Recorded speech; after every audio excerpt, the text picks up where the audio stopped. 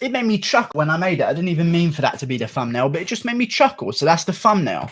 I tried to make a Belal Muhammad versus Lyman Good prediction video. I tried it for 2 hours. Tried very hard to make a Belal Muhammad versus Lyman Good video, but I'm telling you guys, I'm not that interested in it. You know what I mean? Like, to make a prediction video, I kind of have to be so invested to go for that long. But like, I have my arguments and I probably could make the video.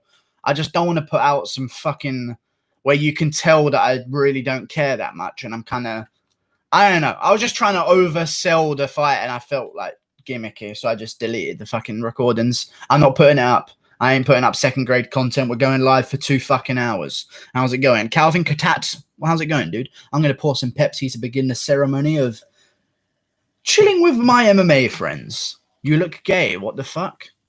I don't know. I don't know. I just like the thumbnail. I don't really care what I look like, to be honest with you, dude. Sup, Guru Kattar by KO. What's up? Kattar's going to KO him. Dan Ige is really good, and he could beat him. He really could, but you know, a little bit of a tough one, in my opinion, when you're a stand-up fighter and you've picked Calvin Kattar as an opponent. However, I will say this. Didn't Calvin Kattar break his nose against Jeremy Stephens? What happened with that? I actually don't know what happened with that. Got any snackaroonies? I have 0 snackaroonies and I'm very upset about it. Extremely upset, but that's okay because, you know. Wait, when is this fight? Calvin Kattar versus Dan Ige will be taking place on July 15th, Abu Dhabi. And also, in case you guys did not hear the news, you're wondering about the July 15th card. I know you are. Little birdie tells me when I'm investigating and doing my little investigative work, who else is on the July 15th card? It's looking pretty empty. Pedro Munoz versus Frankie Edgar has been suspended a week, and it will be co-main eventing the Kattar versus Ige card. Fucking Matt Reynolds trying to beat me to it. Who's he think he is? I'm the only guy who gets the inside scoops. Did I just hear over a 2-hour stream? Oh, yes, you did. You did. You did hear over that. Overhear that, of course. I love Kattar. Let's go, baby. I love watching him fight, and I'm so glad he's got a main event. I'm also glad that Dan Ige's got a main event as well. This is a great time. Whoever's fighting now, I'm telling you, man, whoever comes out of this and gets out of it with win streaks, they're going to be on top. Like, if Ian Heinisch beats Brendan Allen, like, he's going to end up on top of the whole situation. People that step up during this time, the MMA fans are going to remember him come December when, you know, all of a sudden Jones and Masvidal are more willing to come to the table and fight, you know. Who you got? Kattar versus Ige? Fucking banger. It's a banger. I love the fight. I'm going with Calvin Kattar, though. I really am. He must not have broken his nose that badly. It must have just been some swelling. Otherwise, he would not be cleared to fight. So I'm assuming his nose was just swollen. Or he had like a minor... I have no idea what happened to his nose, but I thought it was broken. But if they're giving him a fight, then there's no way it's broken. You know, Dominic Cruz landed more strikes in every round against Garbrandt. Yeah, I know, but Garbrandt dropped him. I know what you mean, and it could have been 3-2. I thought it was 3-2, to be honest with you. And a lot of those punches that Garbrandt was landing was just knocking Cruz off balance. But you do have to count the drops, the knockdowns, you know. They do steal rounds for Garbrandt. But the people that say that Garbrandt completely schooled Cruz, I fell for that narrative when it happened. You know, the commentary paints the picture. You know, they always talk about one of the most dominant title fight performances of all time. I don't really like that. That's a pretty inaccurate representation of what happened. Cruz was literally outlanding Garbrandt every round, but Garbrandt just clipped him now and again and stole rounds from it. Like, it wasn't this dominant performance from Garbrandt. Just because he was dancing around and stuff, like, well done, you're down on strikes, you need to drop him. And then he just did drop him. That's what happened. Did you hear Joe Rogan had sex with 2 dwarfs in Bangkok? Also, it was like a dwarf freeway then. Because Joe Rogan's small. Yeah, Cruz definitely had his moments in that fight. Yeah, Cruz had some good times, but Cruz also, had no feet. He had tendonitis in both of his feet. Another thing that does not get mentioned. I can't watch fights with commentary anymore, man. Joe Rogan, I'm never going to get on JRE at this point. I'll be honest with you. It's all coming out of me. I just can't hold in my anger anymore. I fully can't watch MMA commentary anymore. I just don't. I can't do it anymore. I just watched Belal Muhammad versus Curtis Millender and Lyman Good versus Chance Rencounter, I couldn't fucking watch him. The fucking commentary, like Joe Rogan, as we see Lyman Good fatiguing in this second round, like, yeah, no one doesn't get tired between rounds. Like, I don't know, it's just Joe Rogan annoys me. Bum Perry blocked me too. Well, Mike Perry's sort of taking a downward spiral. He better hope he beats Mickey Gall, because that could be a rough outing of the UFC from him. Like, honestly, that would be a real fall from grace. However, he would KO some bums over at Bellator. And I could probably end up seeing if he does KO a couple bums. Like, if they put him in there against, not bums, they put him in there against a couple bums at Bellator, pay him some decent money. Then they chuck him like a past prime Lorenz Larkin that's now obese. He beats him. And then they maybe try and set up a Michael Page, Mike Perry, Mike versus Mike. You know what I mean? 40, thank you for the $2. Appreciate you. How do you think Paulo Costa would do at 205? A lot of people talk about that. I don't know why that's such a big topic. $2. Thank you for the $2 though, dude. I just think he would do well. I think that everyone moving up in weight class traditionally does well, so long as they give themselves the time to build themselves into that weight class. You don't do it the way Holloway did it. You know, Conor McGregor, he didn't do it the way I'd like him to, but he moved to 170 first, and then he brought himself down to 155. Not by plan, but just because he had a fight at 170 on short notice, so he got adjusted to the weight class at 155. But when Max Holloway is a featherweight, and they just ring him in 8, and they say, hey, in 8 weeks, you're fighting at 155, there's no way of adjusting yourself to that weight class without just coming in 10 pounds of body fat on you. And that's the Holloway that showed up against Poirier, in my opinion. Even still, Guru, all jokes aside, you look identical to a Ginger Mason Reese. Google it. Okay. I can saw you absolute cunt. What a cunt. I could see it as like recommended. Oh my days. Fuck you. Jesus. That tends to happen with kids, you know. If they're like really adorable kids, they tend to just, you know, it's like Asians. Happy kids become joyless adults. It's a Family Guy joke that they made.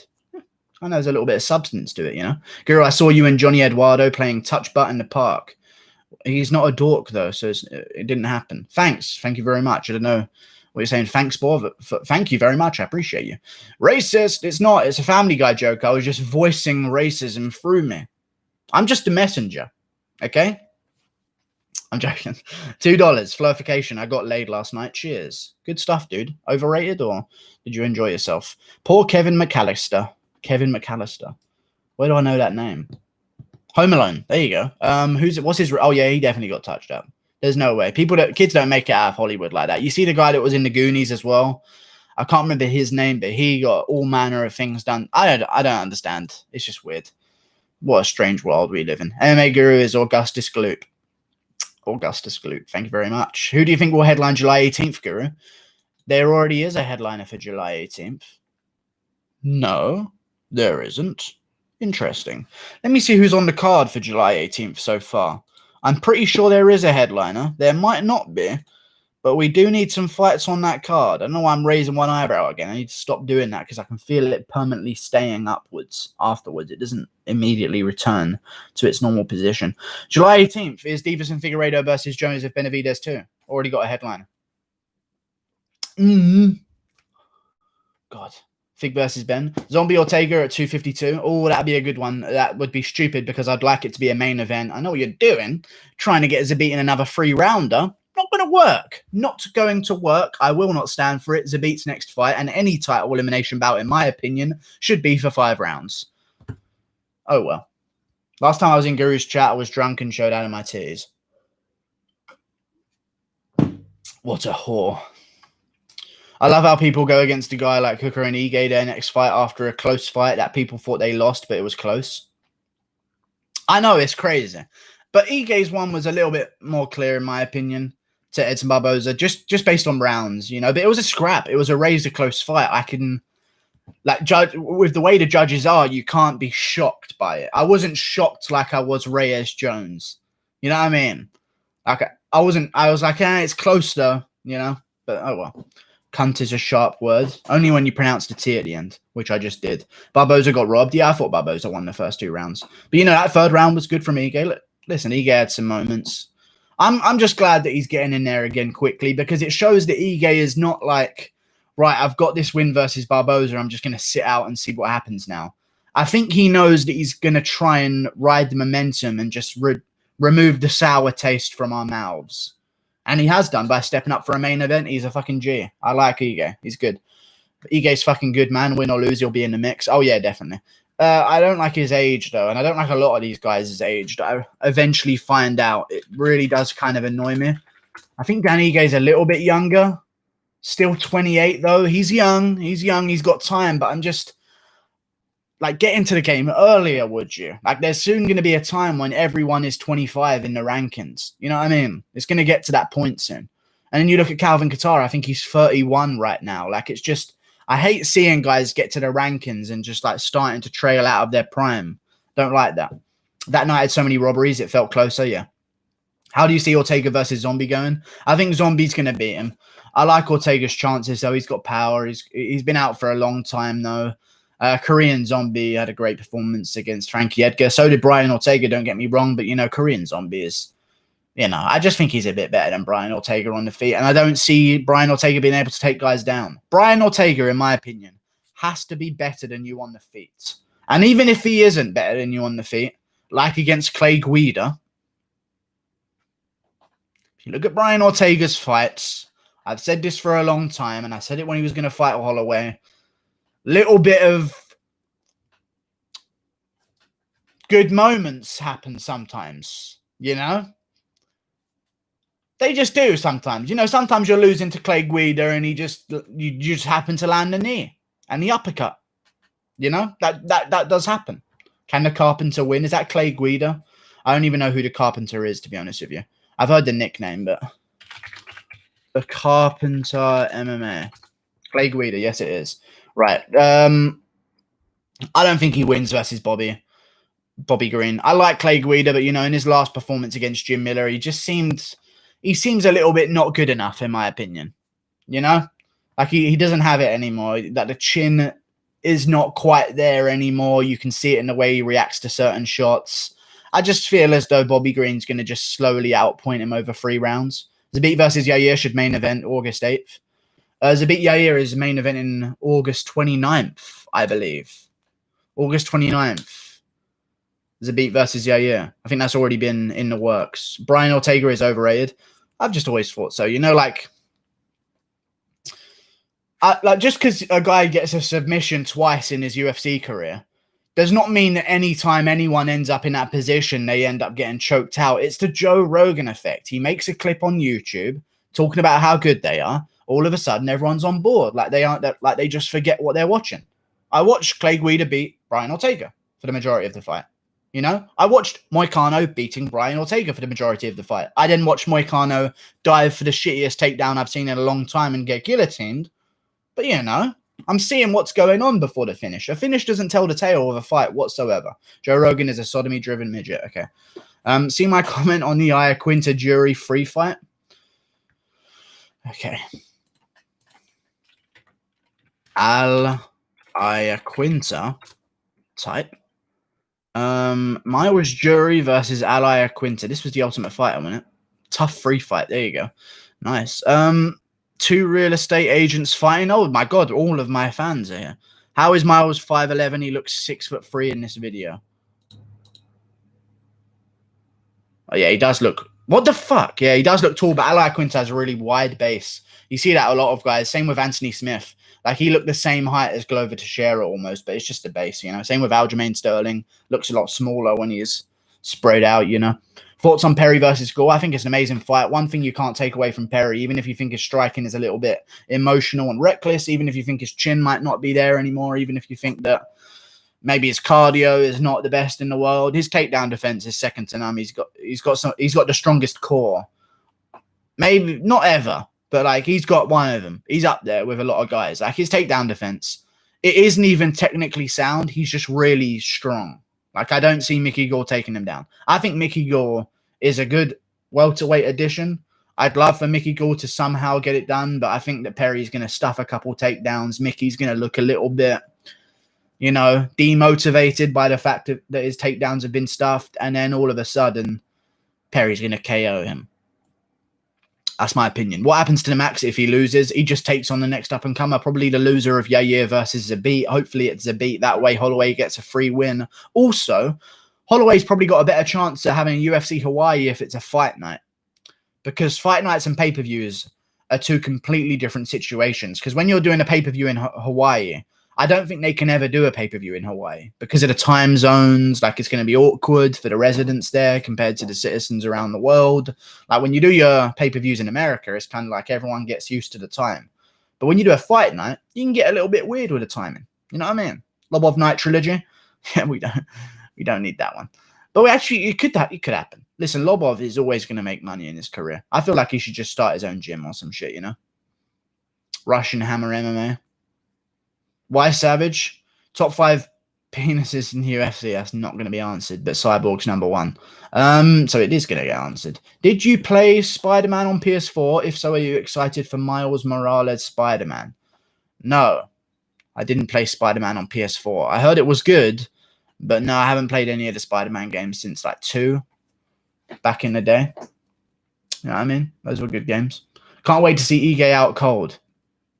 Interesting. I think he's going to get KO'd. I just think that Kattar is just too good right now. A little bit on another level to the rest. I think there's a few guys that have separated themselves from the pack. Ige's still in that pack, in my opinion. This kind of opens up Arnold Allen versus Sadiq Youssef, though, right? Maybe we can do Andre Philly versus Cub Swanson then.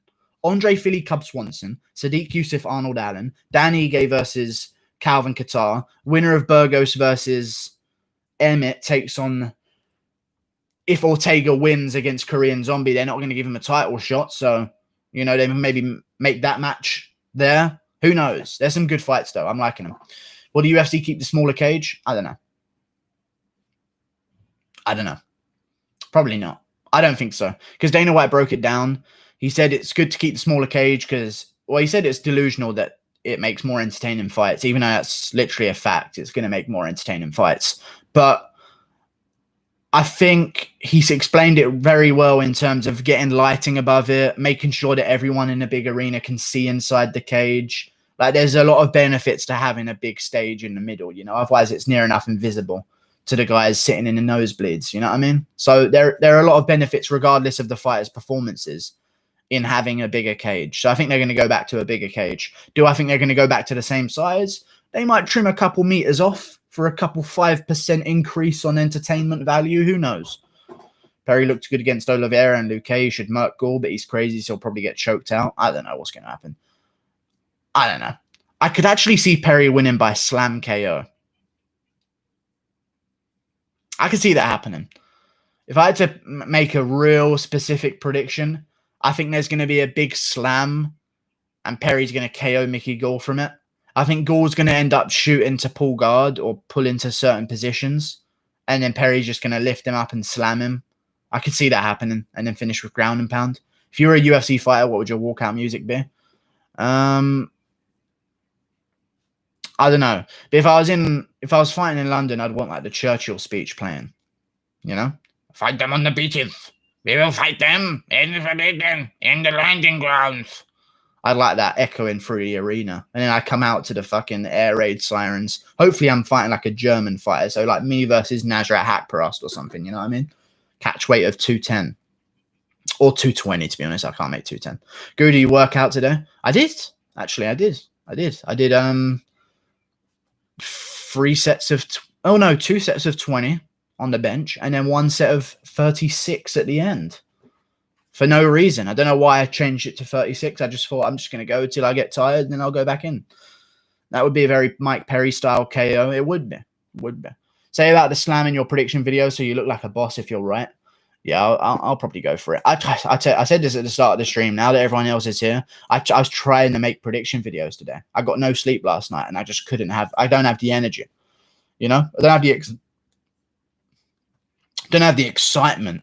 I was trying to talk about Bilal Muhammad versus Lyman Good, and I was just thinking, there's no spark there. I know exactly what I have to say, but I didn't have the thing.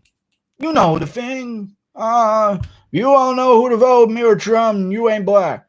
Why didn't you get any sleep? I don't know. I just couldn't sleep. One of them nights, you know. I think it was a certain level of heat in the UK, and plus there's a boiler in my room, so it's not a good combo. I need to sleep in the cold. It was fucking boiling hot in London.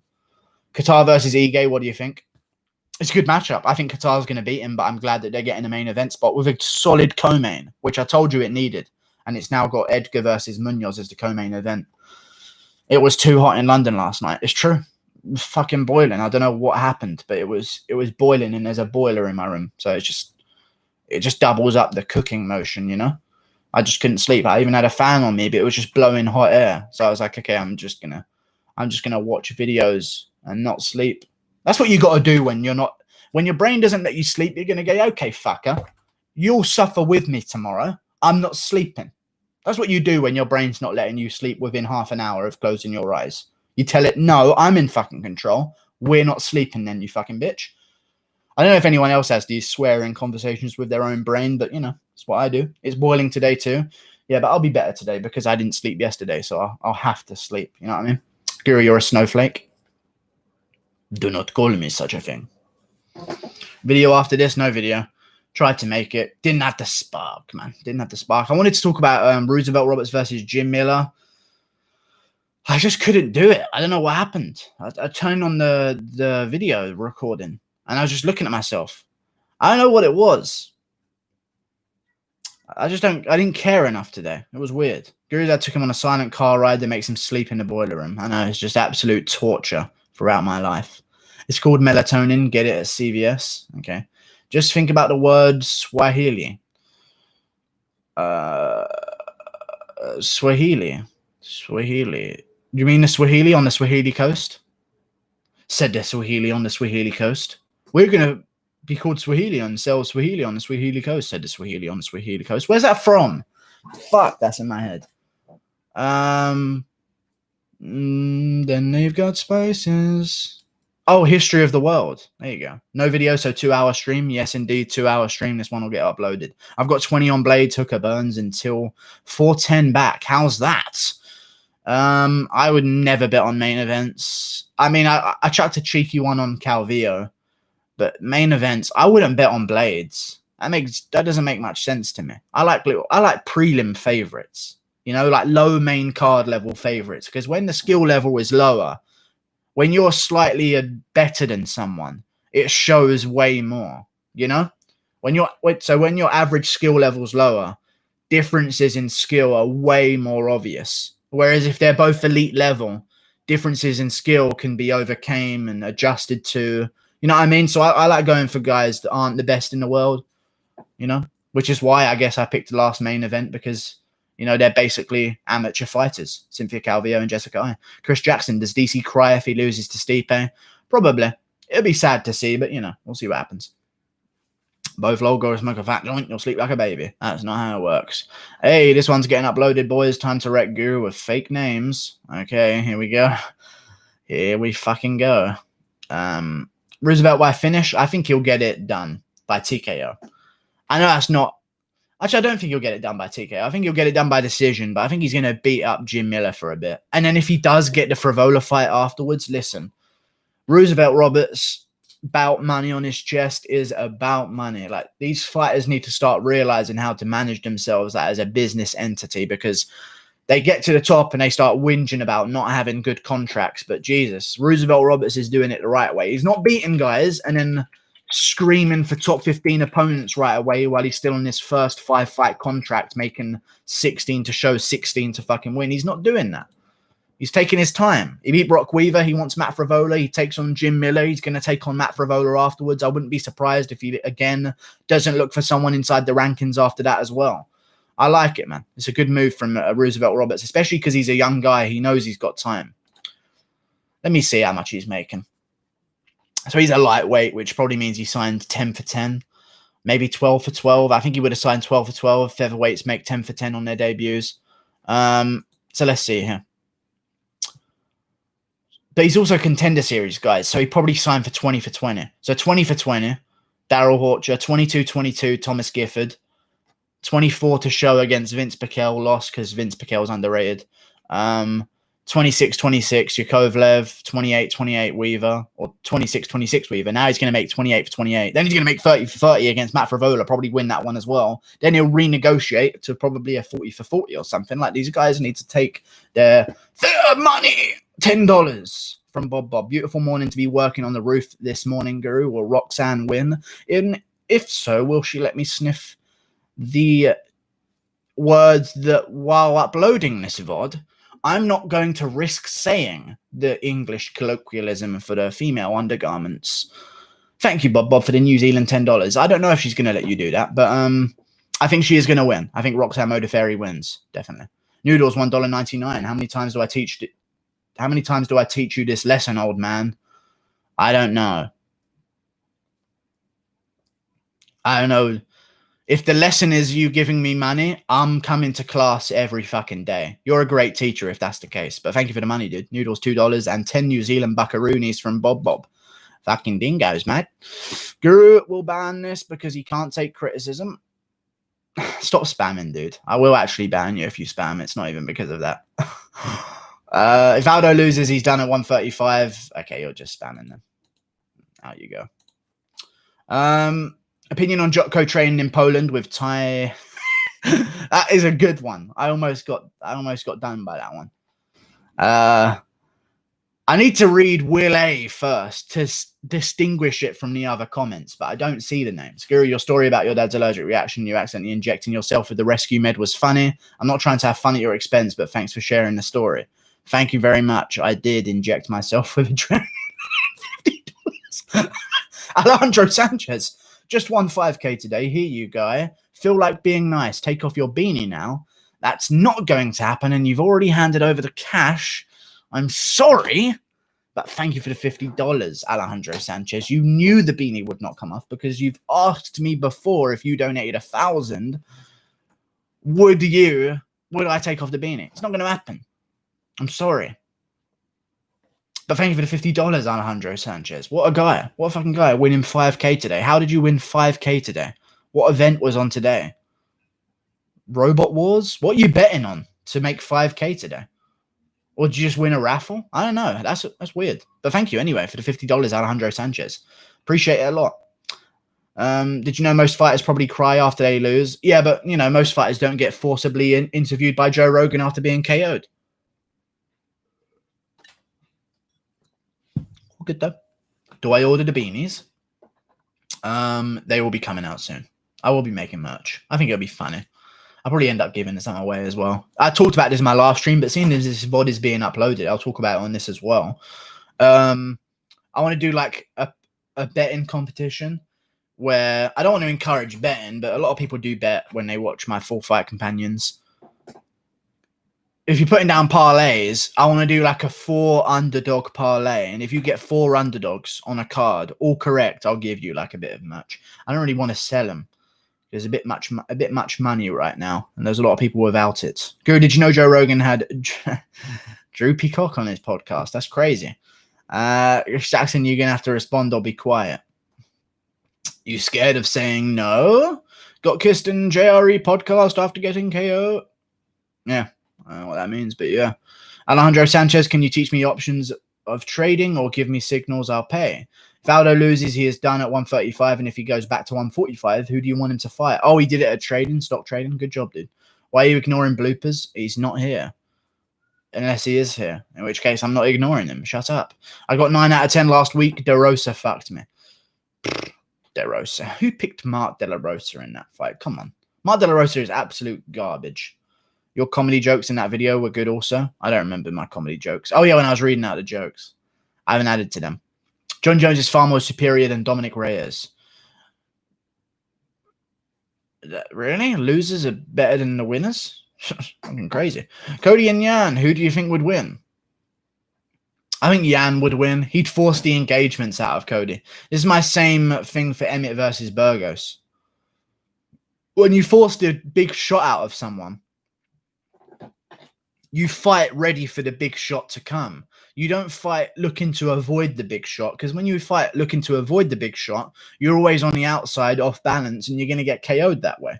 When you fight knowing the big shots are coming, which is why pressure fighters beat KO punches, You're moving into it, which some people say is bad, but when you're moving into it the right way with your forehead and your chin down, it's not bad, you know, because you can smother the shots. And like people punch to get the end of they'll tighten their shots at the end of their punch when they're throwing. So you can get there before they end up tensing too much, you know. So I think Jan will be a good fight for Cody Garbrandt. I think he'd end up having Garbrandt swing with him really badly. Cody versus Sugar prediction. I want to see the odds. I think that Sugar Sean O'Malley would be a slight underdog. A slight underdog. And a lot of people are going to be baffled by that, but he really would be a slight underdog there because he is not going to be some heavy underdog against Cody Garbrandt. I think Garbrandt would win, though. I really do. I think there's just a level of movement that it takes that Eddie Wineland just doesn't fucking have with his fucking half doing the splits, walking across the fucking canvas, you know? I think bookies would have O'Malley 2-1. Maybe.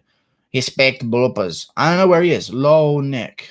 Okay, there we go. Group Loopers needs that answer. Let me find the answer. I'm hurt. I can't see your stuff.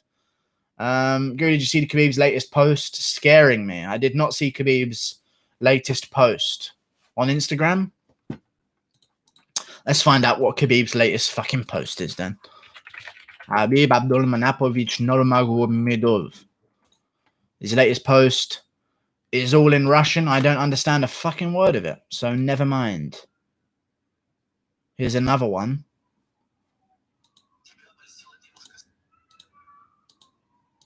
It's just a random guy in a hood standing there. I don't know what it fucking means. It's weird, though. Oh, 50. Oh, no, it's the same $50. Sorry. Thank you for the $50 again, though, Alejandro Sanchez. Who do you think the winner of Hooker versus Poirier should fight? Conor McGregor. Call him out. Fight him in August. At the end of August. Before Khabib versus Gaethje. I think that would be good. Hooker always stays active as well. So that'd be really good. I'd like it. Rosa's stand-up looked about as good as Carla Esparza's. Was still good enough to beat Aguilar, who people hated me for picking against. I told you Rosa was going to win. Rosa's stand-up is good. People don't understand. Also, something I want to mention. Lyman Good broke his foot in his last fight. Didn't even fucking realize. He still beat Chance Ren counter in the third round by TKO. Broke his foot in the first minute and still went on and won the fight. He's a savage. Alejandro Sanchez, $1.49. Balion. Thank you for the $1.49, Alejandro Sanchez, with a hot dog as well. I appreciate it. Hey, Guru, you're becoming rich by donations. I'm happy for you. Not becoming rich, but it's paying me a wage, and I appreciate the wage. Thank you very much. Which simp donated $50? You can see the name of them, and they're not a simp. Unless they want to be, in which case they are, and they're well valued. You know, I'll be the Pokemon of MMA YouTubers. I'll do it. Someone's got to. I'm Al Zach. Andre Philly versus Barboza prediction. Probably Philly. I'd probably pick Philly. I think Philly would win. Double leg on Barboza. While Barboza's trying for leg kicks. Barboza cutting again to 145 now. That's one extra time that he didn't need to if he had won the Ige fight, which he did, but if he had got the decision. I'd probably go with, I don't know, man. Andre Philly's up there. I don't know. I think Andre Philly could be top 15.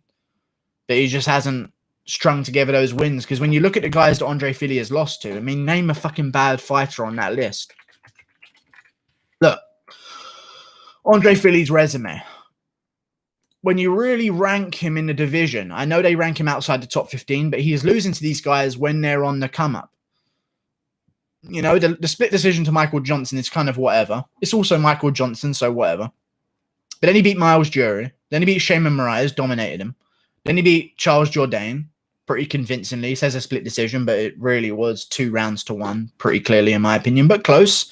Loses to Sadiq Youssef, who could end up being top 10. I'd bet on it that he'd end up at least top 10 in his career and float around that area, if not become champion. I'm just saying I'd guarantee him probably becoming top 10. Beats Dennis Bermudez, beats Artem Lobov, the GOAT himself, record of 14-3. Only 13 people have been able to beat Artem Lobov, and one of them is named Andre Philly. That's how good he is. Loses to Calvin Kattar on the come-up. That's okay. You know, that's okay. Loses to Yair Rodriguez on the come-up. That's okay. I don't mind it. Loses to Max Holloway on the come-up. I don't mind it. There's some worse losses that you could have. I don't mind them. There's some good losses on Andre Fili's career. You know, Merab versus Sugar is a great fight. I think it's a bad matchup for Sugar and an interesting matchup for both of them because Merab, although looking good, guys don't stay on the ground with him. You know, Sugar, how'd you get so fly? Guys don't stay on the ground with Merab. There are chances where guys do end up getting back to their feet, and Merab's stand-up, as much as I like Merab in that last performance, although it was on short notice, and I understand that, he said he was staying in shape the whole time looking for a fight to get on one of these cards. So he was in camp. But, you know, it's just his stand-up was a little bit, not technical enough for me. I think you can get caught by guys doing that kind of stuff. Like, he's very lucky that he's got the takedown that they're scared of. You know what I mean? Saw that on Russian vids, long. Rich Jackson, your criminal history is pretty dark, buddy. Looking at it right now. Interesting. Merab looked a little reckless on the feet, too. Yeah, a little bit reckless. That's a good word. Kattar by KO, I hope. Yeah, I think he gets it done. Well, who is next for Sadiq? Arnold Allen. Let's square him up. Arnold Allen versus Sadiq Yusuff. I want it now. Arnold Allen would beat him. I'm joking. I'd probably pick Sadiq Yusuff.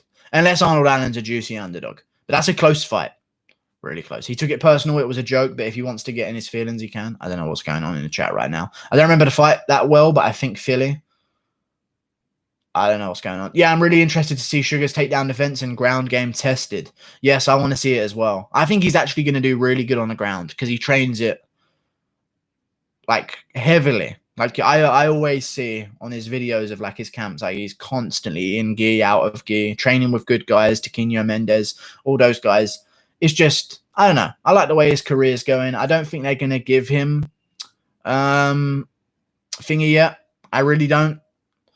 They're not going to give him Garbrandt. They're not going to give him Merab Dvalishvili. I think a good fight for Merab right now would be Montel Jackson. Another guy on a streak at bantamweight. The pair of them could match up with each other. The win of that could then get a jump into the rankings. Or Merab versus Raoni Barcelos is another great matchup. Another guy on a win streak. But Sugar Sean, I think he's looking for a Rob Font. And I think he's going to take the Rob Font fight because that's right there for him. Or Song Yadong. Either one of them. But I doubt they do Song Yadong either. You know? Guri or a pie. Thank you very much. Rob Font versus O'Malley, August 8th, main event. Exactly. Rob Font versus O'Malley, August 8th, main event. Co-main event needs to be strong in terms of rankings. But yeah, that's a great main event. But yeah, it does need those kind of main events to justify them to the hardcores. You got to put a good co-main under him. They even had to shift over Munoz Edgar just to make Kattar versus Ige more appropriate of a main event. Because Kattar Ige, as much as I really do agree with it, and I'm really glad that it's a main event, but it's not a great main event. Like, it is a really good fight, don't get me wrong, but in terms of name power and how much eyes they're going to bring to the card, that they're not the biggest names. So, you know, you do need a strong co-main, even for Kattar versus Ige, and they're going to need one for O'Malley as well. But we'll see what happens. I've heard the UFC is looking to do Sugar versus Dodson soon. That's what I've heard. Where did you hear that from? You're just fucking listening in on their phone calls? You fucking News of the World reporter, Piers Morgan over here, listening in on phone calls. UK fans will know. For me, it's a great main event. Derek Lewis versus Olenek, August 8th main event. Get out. Get out. Derek Lewis versus Alexei Olenek. Wasting Derek Lewis, who's a free win to good contenders, against Alexei Olenek, of all people. Do Alexei Olenek versus... I don't fucking know, honestly. But do him versus someone who's not fucking the guy you just said, Derek Lewis. Do Derek Lewis versus Alistair Overeem. Way more sense. Now that JDS is matched up with Jairzinho Rosenstruik, Overeem versus Lewis is the fight to make. Because that way, Lewis has got a chinny Overeem that he could probably maybe KO and have a chance of KOing. And Overeem's got a terrible fighter in Derek Lewis that he could exploit and get a finish against as well. I wouldn't be surprised if Overeem wins. Olenek versus Blagoy. That's a good... maybe Sakai. Olenek versus Sakai. But Olenek's going to want a bigger name. So maybe Olenek just waits a little bit. He's just fought. JDS versus Rosenstruik is happening a while away. Let me look at these heavyweight rankings. Well, that's Sergey Pavlovich. I know some people said he was fighting Cyril Gane, but I never saw that officially announced anywhere. I've always thought Cyril Gane's fighting Shamil Abdurakhimov at UFC 251. So I don't know where people got their news from to say that Sergey Pavlovich was fighting the thingy-majiggy, Cyril Gane. But yeah, I think Cyril Gane's fighting Shamil Darakimov at UFC 251 coming up soon, because that's been signed ages ago, but not a lot of people noticed it. And then I think they should do Sergey Pavlovich versus Alexei Oleinik. They're both Russian as well, so it would make sense. Blagoy would starch Oleinik. I don't know why people think so highly of Blagoy. Kind of shit, but you know, it's all good. People don't like that people lose close decisions. It's okay. Oliveira versus Ferreira, co-main event of the O'Malley card. There you go. What's the theme of that, though? That doesn't make any sense to me. So you've got O'Malley versus Rob Font, 2 Americans, and then you're just going to have a Brazilian on Brazilian showdown on the same card. I like to theme my cards. If I had to find a co-main event for O'Malley versus Rob Font, I'd need it to be heavier guys. So I'm looking maybe at middleweights. That would be a good mix, because I like to have that in the cards. I never like seeing featherweight, bantamweight, lightweight, welterweight, lightweight. I like to have a big change. So you go from heavyweight to featherweight to welterweight to bantamweight, you know? Makes it more interesting when you're building cards. I think they should maybe do, hey, this is pretty easy. Stephen Thompson versus Michael Chiesa as the co-main event of O'Malley versus fucking Thingy. That's a decent co-main. That could happen. Paul Felder versus Iaquinta. Or Iaquinta versus... Never mind, not Gregor Gillespie. It needs to be a bit stronger than that, I feel. Corey Anderson versus Alexander Rakic. Decent co-main event. That could happen. You know? Glover... Nah, what we need some Americans. Who cares? Who fucking cares what I'm saying? But I'm just saying it needs a strong co-main event, you know? Like a Chris Weidman versus someone in a co-main event. Like a Chris Weidman versus Uriah Hall co-main event. That's actually more like it. Americans... A themed card, O'Malley versus Font. You got the East Coast versus the West Coast. Uriah Hall, Chris Weidman is East Coast. Kind of works, you know, similar areas. I don't know. Could be something like that. Weidman versus Jacare. Nah, that's stupid.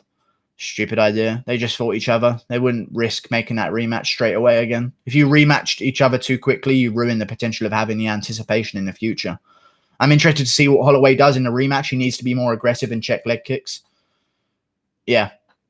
But he also doesn't really get hurt by leg kicks too much. But I understand what you mean. He does need to check leg kicks a bit more. I just think he got comfortable doing what he does, which is being better than people. You know, and when people can adjust and get a bit better, it's a little bit different, you know.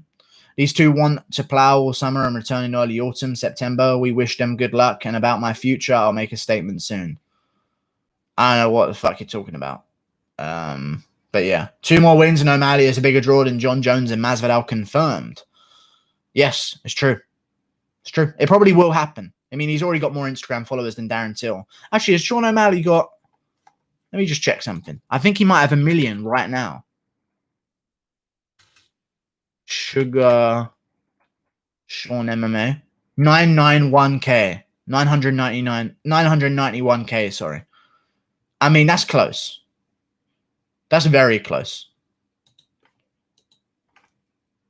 But yeah, we'll see. He was on Theo Von's just yesterday as well, so he's probably going to get a lot of support from that as well. Like, he just markets himself well and he manages himself. I think a lot of people could learn a lot about Sean O'Malley. This Khabib's post guru. I don't like the way he said future and not fight. Does mean a delay in fight date because of his dad in coma. He spends last 8 weeks in AKA for stand-up, etc., but he won't have that this time. Yeah. I don't know. It's a little bit weird. We'll see. We'll see what happens. I don't like the as much as I respect Khabib's style, he is not, and he has got a huge name. I just like active champions. You know? Khabib last fought Dustin Poirier in September? Maybe October. He's going to be returning in September. Maybe October. I don't like that, man. I just like active champions. I like the changeover. I like the discussion. I like there to be structure in the divisions. Because right now at lightweight, we've got a queue of people that need some shots. And they're going to try and work their way back up as well. Like, we got to get things going. I understand his situation, but, you know, It's understandable. Any update on Khabib's father? Ali Abdelaziz said he was talking. So that must mean he's doing a little bit better than he was, because before he wasn't talking. And talking is a good indication that someone's alive, which is good. Imagine how interesting middleweight will be if Costa beats Adesanya. That would open the division wide open. Is stacked. That division is stacked right now. Have some good prospects coming up. Vittori, Edmund, Allen, and Ian. There's some good fighters coming up. We've got all of the guys you just mentioned, including some other guys. Trevin Giles looking to put a streak together as well since he's lost to James Krause. Still not over that one. But yeah, there's some good guys coming up at middleweight. I like it. It's a great division. Makhmud Muradov, Rodolfo Vieira. These are the names that were in my brain that I couldn't quite find just a second ago, but there are some good guys. Do you know Mike Oxlong? Very funny. Tony Ferguson versus Dustin. Probably Dustin at this point. Much as I hate to say it, I'll probably end up going with Dustin Poirier. I think Ferguson... looking back, in hindsight of the Gaethje fight, there were some signs that Ferguson... Like, when you rewatch the Cerrone fight even, still looking good, don't get me wrong, but, a little bit lackluster. But I'm okay with it. I think Ferguson would beat Felder. I think he would beat him. Poirier is a bit risky. I actually think that Ferguson would beat Dustin, actually. Fuck it. I think Ferguson would beat Dustin. I don't see Dustin KOing him. I don't see anyone KOing Tony Ferguson, to be honest. I think it's near impossible. There just seems to be something to do with his... There's something about Tony Ferguson which is just impossible to be KO'd. I think that he would front kick the shit out of Dustin Poirier. I take back everything I just said a minute ago. I think that Tony Ferguson would beat him. Stephen Thompson versus Uriah Hall. Probably Stephen Thompson. Really boring points decision. Uriah Hall's good, but he's also like a bit of a bitch and a pussy. I say that in the nicest way possible. You hate on Dustin always? No, I just picked against him in the Hooker fight, man. Sorry for hurting your feelings that much. Guru has no love for Dustin. Whatever, dude. Bobby Green, underrated. What do you think about Johnny Eduardo's... Apparently, in order to not hate on someone, I have to pick them every fight. So I hate half the roster. That's how it works. That's how it works. Tony doesn't have a good chin. He just rolled with Gaethje's punches. Chin has nothing to do with that. Okay. The words just came out of someone's mouth that Tony doesn't have a good chin. I want to murder. Lerone Murphy versus Ricardo Ramos, July 15th. That's a great fight for the main card. Ricardo Ramos is a beast. So is Lerone Murphy. I'd like to see it. Khabib's activity wasn't really because of him, to be honest. He tried to fight Tony in December, but Tony wanted more money. And then after it was the Wait, what? Hang on a second. He tried to fight in December, but Tony wanted more money. When was that a news story? Did that ever happen? I don't think that ever happened. At all. I'm pretty sure they announced it in like November that it was going to be happening in April. I don't think that ever happened. I don't think Ferguson ever asked for more money. I think you just made that up. Never happened? Yeah, I think he just made it up that Ferguson... So Khabib wanted to turn around after 2.5 months. Oh, yeah, classic Khabib. Yeah. I don't know, man. Meant to be December, but there was problems with contracts alluding to Tony more money. Wasn't Tony Ferguson changing management at that time? Didn't he change management teams in that period? I think that was the reason why. I don't think he was angry about the money because he showed up against Gaethje for 500k. So, I'm sure he'd rather fight Khabib for the same money but get a belt if he wins. You know what I mean? What do you think about Johnny Eduardo's fight with Manny Camblo? My sausage is very happy. I've got a great idea for Anderson Silva that have him fight Rodolfo Vieira that would boost Vieira's stock. Yeah, exactly. That's what it probably was. He's assuming it's that there's no proof. Yeah, there's no proof. But I get it. Cool. I don't think it was money, though. I think it was just because he was with McGregor's management and now he's with someone else. So, yeah. He literally picked Dustin against Khabib. He's fair with Dustin. I mean, I should have picked him against everyone. Sorry, guys. Damn Guru didn't get my name. I think I missed it, man. Will they? What do you think about Johnny Eduardo's fight with Manny?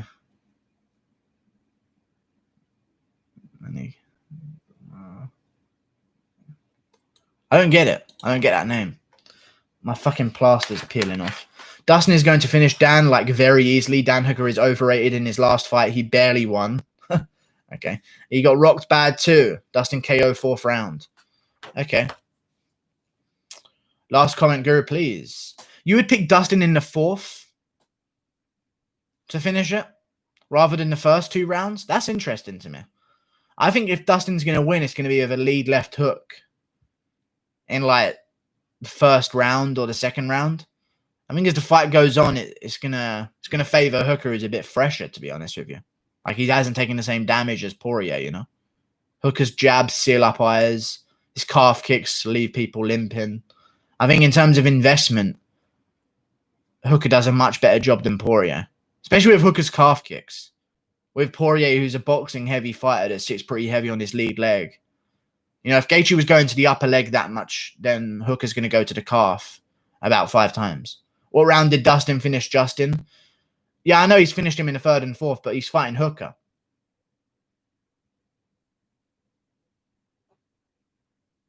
You know? That very cool. Hey, what did he finish Justin in? It doesn't mean anything. I think if he's going to beat Dan Hooker, he's going to catch him early. I think that's pretty considerate. I don't think he's going to take it into deep waters and somehow have the power he didn't have in the first 2 rounds to KO Dan Hooker, honestly. You know? Dustin barely survived Gaethje. I mean, it was just like, I think if that fight went past the first minute of that 4th round, it would be different. But when you look at that fight, Poirier, I don't know, people are going to say I'm shitting on Poirier, but then hang on, people also say I'm shitting on Gaethje, so fuck all of them. I can't be disproved here. You have to pick that I'm shitting on one of them and hate one of them. Poirier eye poked Gaethje at the end of the 3rd round. Gaethje went back to his corner after an eye poke. Poirier comes out in the 4th, catches him with a straight right and finishes him immediately. I don't know. I'm not saying it was connected. I just think that, you know, if that fight goes past the first minute of the 4th round, it's probably a bit different. You lose that juice in your arms. You know, Guru, you've never been in a fight. Oh, so you can't argue with me then. Just go to that. Go to insults. That's about it. Good stuff, dude. Dude, Poirier's going to finish Dan Hooker in the 4th round because he finished Gaethje in the 4th round. Okay, dude. It'll be funny seeing Mike Perry just having his girlfriend in his corner. It would be quite good. Guru, mate, check Hawani's recent tweet. I will check Hawani's recent tweet, actually. Thank you for mentioning it. I don't know why I'm going to check it, but I'm going to check it.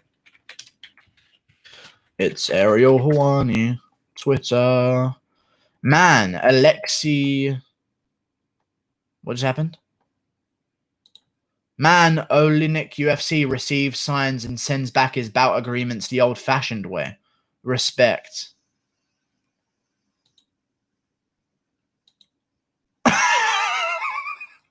It's just Olinik chasing after a message in a bottle. Wait, so he's got a fight versus someone then? This is good. I like this. This is how you break a language barrier. You just do funny stuff. You don't even have to say anything. He's not saying the name yet. He's going to stick it back in a bottle. Very cool from Alexei Olenek. I like it. That was a good one. Alexei versus Lewis. Why would... just tearing apart the heavyweight division brick by brick. I don't like it. Alejandro, oh, did he donate? Let me check. Nope. All right, good. We're good. Chris Jackson popped into the chat just to shame DC and left like a coward. Indeed. Bobby Green underrated. Hope he's not retiring if he vacates the belt because he can't fight and then comes back later when his dad's sorted, I suppose. And that's too much of a paragraph. Now it's gone into the depths of the chat. Sorry about that one. Probably come back and fight Tony. Yeah, he's not going to retire. I don't think he would. Because if he does that, someone's going to beat his record eventually. You know? Guru, 4 of your most confident picks for this week's UFC from the whole card. Let me go through it. Nice plaster's shit. Let me go through the card. My 4 most popular my confident picks, sorry, not the popular ones. Shane Burgos. Roosevelt Roberts, Shane Burgos, Curtis Blaydes, Matt Frivola, and Roxanne Modafferi, I'd say, are my most confident. Roosevelt Roberts is also up there, and Lyman Good. But other than that, I don't really like betting on women's MMA because you never really know if they can fight or not, even though they've been fighting for 10 years. You never really know if they actually can. You know what I mean? It was a joke, my bad. Would he still be Bellator champ? Probably not, honestly. I think he would lose to Rory and Lima. Genuinely. I think Woodley's been exposed how to beat him. And if he fights Colby, he's going to get exposed again, in my opinion. Holloway or Volkanovski broke his hand in the third round of their first fight. If he doesn't break his hand, probably going to have way more success, and that momentum might not shift Holloway's way. Also, I know people are going to come out there and say that Holloway's been playing games all the time. And as much as I don't agree with that, he has been playing games all the time. You know? I kind of don't see a lot of Holloway in the gym anymore. I know that they're not going to post every single time they're in the gym, but at the same time, you know, maybe not every day on the games. I'm not saying anything, but you know, I don't see Volkanovski doing anything but being in the gym. That's all. Why is Colby so good at exploiting his opponent's weaknesses? Why is Colby so good at exploiting his opponent's weaknesses? I think it's just the threat of the takedown exposes everything. It exposes everything they want to do. His use of feints, the fact that he throws so much, gets more reads off of his opponents as well. No, it's not really his opponent's weaknesses. It's just kind of like he's good at imposing his strength. Because regardless of what the fight is, he tends to do the same thing, really. You know? Do you think Corey Sandhagen can still be champion? Yeah, I think if you rematch him and Sterling 10 times, Sterling will probably win 6 out of 10 times. I don't see it ever going that way again. I think a lot of people, and this is about Lyman Good as well, I was doing research today. A lot of people, when they face a jiu-jitsu guy, they think the threat is on the ground. There's a lot that jiu-jitsu guys can do if you let them get a good position standing with you in the clinch. You know, so I think a lot of these guys, when they end up with their back against the cage against a jiu-jitsu guy, they're like, right, all I have to do is stuff the takedown. He can't submit me. Then all of a sudden, they take their back against the cage. You know, I just don't think that strikers think about that with jiu-jitsu guys. They just think about stuffing the takedown. And they don't take into consideration the fact that there's a lot you can do while standing to someone in jiu-jitsu, you know, such as the standing rear naked, which is what Aljamain Sterling did. How did Volkanovski get so good when he started at like 23? I don't know. He's pretty good. He's an athlete as well. If you're athletic, you'll just get by. He's very good that way. And he trains hard. Listen, there's a lot of people in MMA that I don't think train hard, in all honesty. I think that you could go through some of these rankings and you could pick out a couple guys that aren't in the gym every day. You know what I mean? There's a couple of them. There's a couple. I'm looking at the names right now that I suspect of doing it. I don't think Alia Quinter is in the gym every day anymore. Maybe he was on the come up. I don't think he's doing. I mean, he's already part-time. Like, there's a lot of these guys in the top 10 that just aren't there. I don't think RDA is grinding his fucking ass off every day anymore. You know what I mean? Even guys on the come up in some instances. Magny, not on the come up. Oh, he's now ranked, by the way. They've just changed the rankings. But Neil Magny, not on the come up, but I don't think he's in the gym every day. Like, there's certain guys that actually try and be the best, I think. Not to say that those guys don't try. It's just that a lot of guys really want to be champion. Other guys like being known as UFC fighters, I think. You know? RDA is a dope gym. Yeah, he does. He trains with Jason Perillo. It's a good gym. Guru Nate is out there. Yeah, Nate is there as well. But Nate's out there. I don't think he's hitting pads every day. Stipe doesn't train either. Yeah, there's a lot of guys that don't. Only some try. Have they updated the rankings? Yes, they have updated the rankings. I'm actually going to check them out. What do you think about Sadulev would do in MMA, Olympic wrestling champ? It depends if he's... I mean, in Olympic wrestling, they usually don't translate well to MMA. Because international-based wrestling, if you only are doing Olympics, you don't practice the art of keeping someone down. So I actually prefer people that come up in collegiate and high school wrestling in America, or just grappling, period, because Olympic wrestling does not translate well, proven by the fact that Yoel Romero can't take down a single opponent unless they're an aging Brazilian that drinks his own piss. Lyoto Machida. Lyoto Bear Grylls Machida. Good diss bloopers. Zach Ali, what? I want Poirier to win, then Tony. I want Poirier to win, then fight Tony and lose to Tony. Tony doesn't take too much damage. Fights Khabib, who beats Justin, and that would be a perfect ending. There we go. I mean, that'd be a great ending. Prime GSP 100. So Lewis versus Olenek is headlining August 8th, but Ortega versus Zombie is 3 rounds.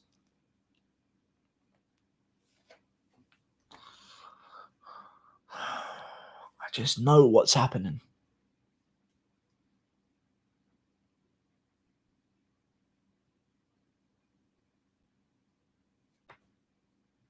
I want it to be 5 rounds. Fuck, Derek. Why do you want to make heavyweights go 5 rounds? Why would you ever do that? Why would you do that? Ortega versus Zombie is a title elimination bout. Make it go 5 rounds. They're both bigger names than Derek Lewis and Alexei Olenek together. If you combine Lewis and Olenek with Ortega and Zombie, I think more people would know about Ortega and Zombie.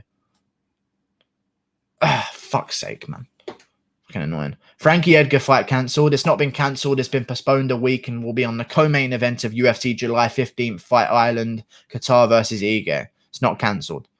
Super Skunk Lol scrambling isn't going to gas Khabib. Does Poirier's guillotine habit make you root against him a little bit? Oh, yeah. I almost want him to pull guillotines and lose because he does it every time. They're not good guillotines.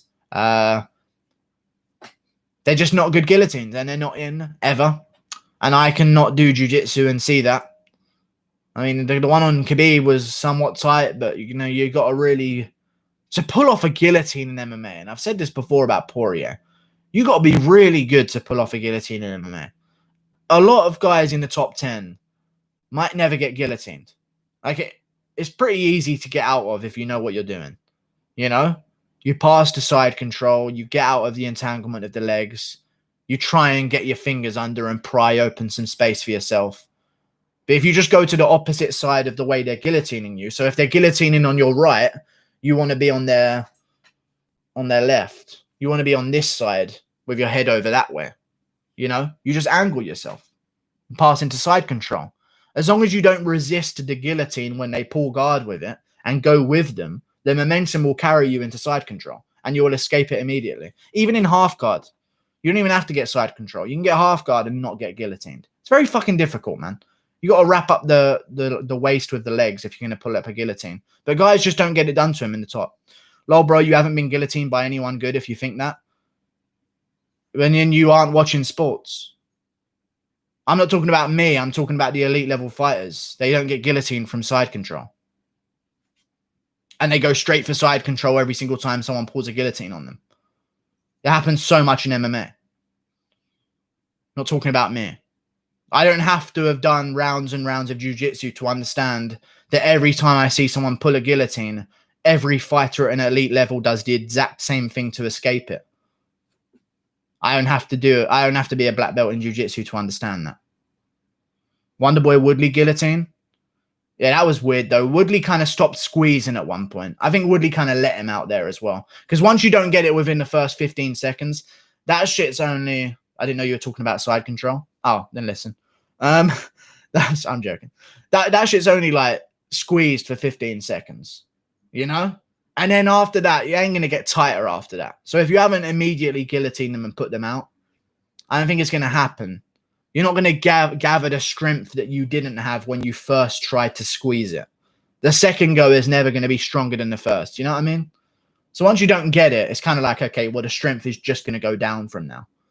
And Wonderboy's got a tiny head. So it's kind of, and a long neck. So it's kind of hard to guillotine him, you know? And Woody's got big biceps, which in some ways can work, but in other ways can create weird gaps of space. Like when you have like just a flat, blocky arm, it's like a massive board. But when you have like a peaked bicep when you're squeezing, you create like a gap around your elbow. You create a gap around your armpit. You know? It's just weird. I've studied things a lot. I don't have to do them. I just watch things and understand, you know? Who do you have, Ian Heinisch or Brendan Allen? Ollie, that's a dumb matchup. Let me see Ollie's dumb matchup. I know this is a bizarre matchup. Oh, he admitted it at least. I'd make Romero versus... Hang on a second here. We've got something.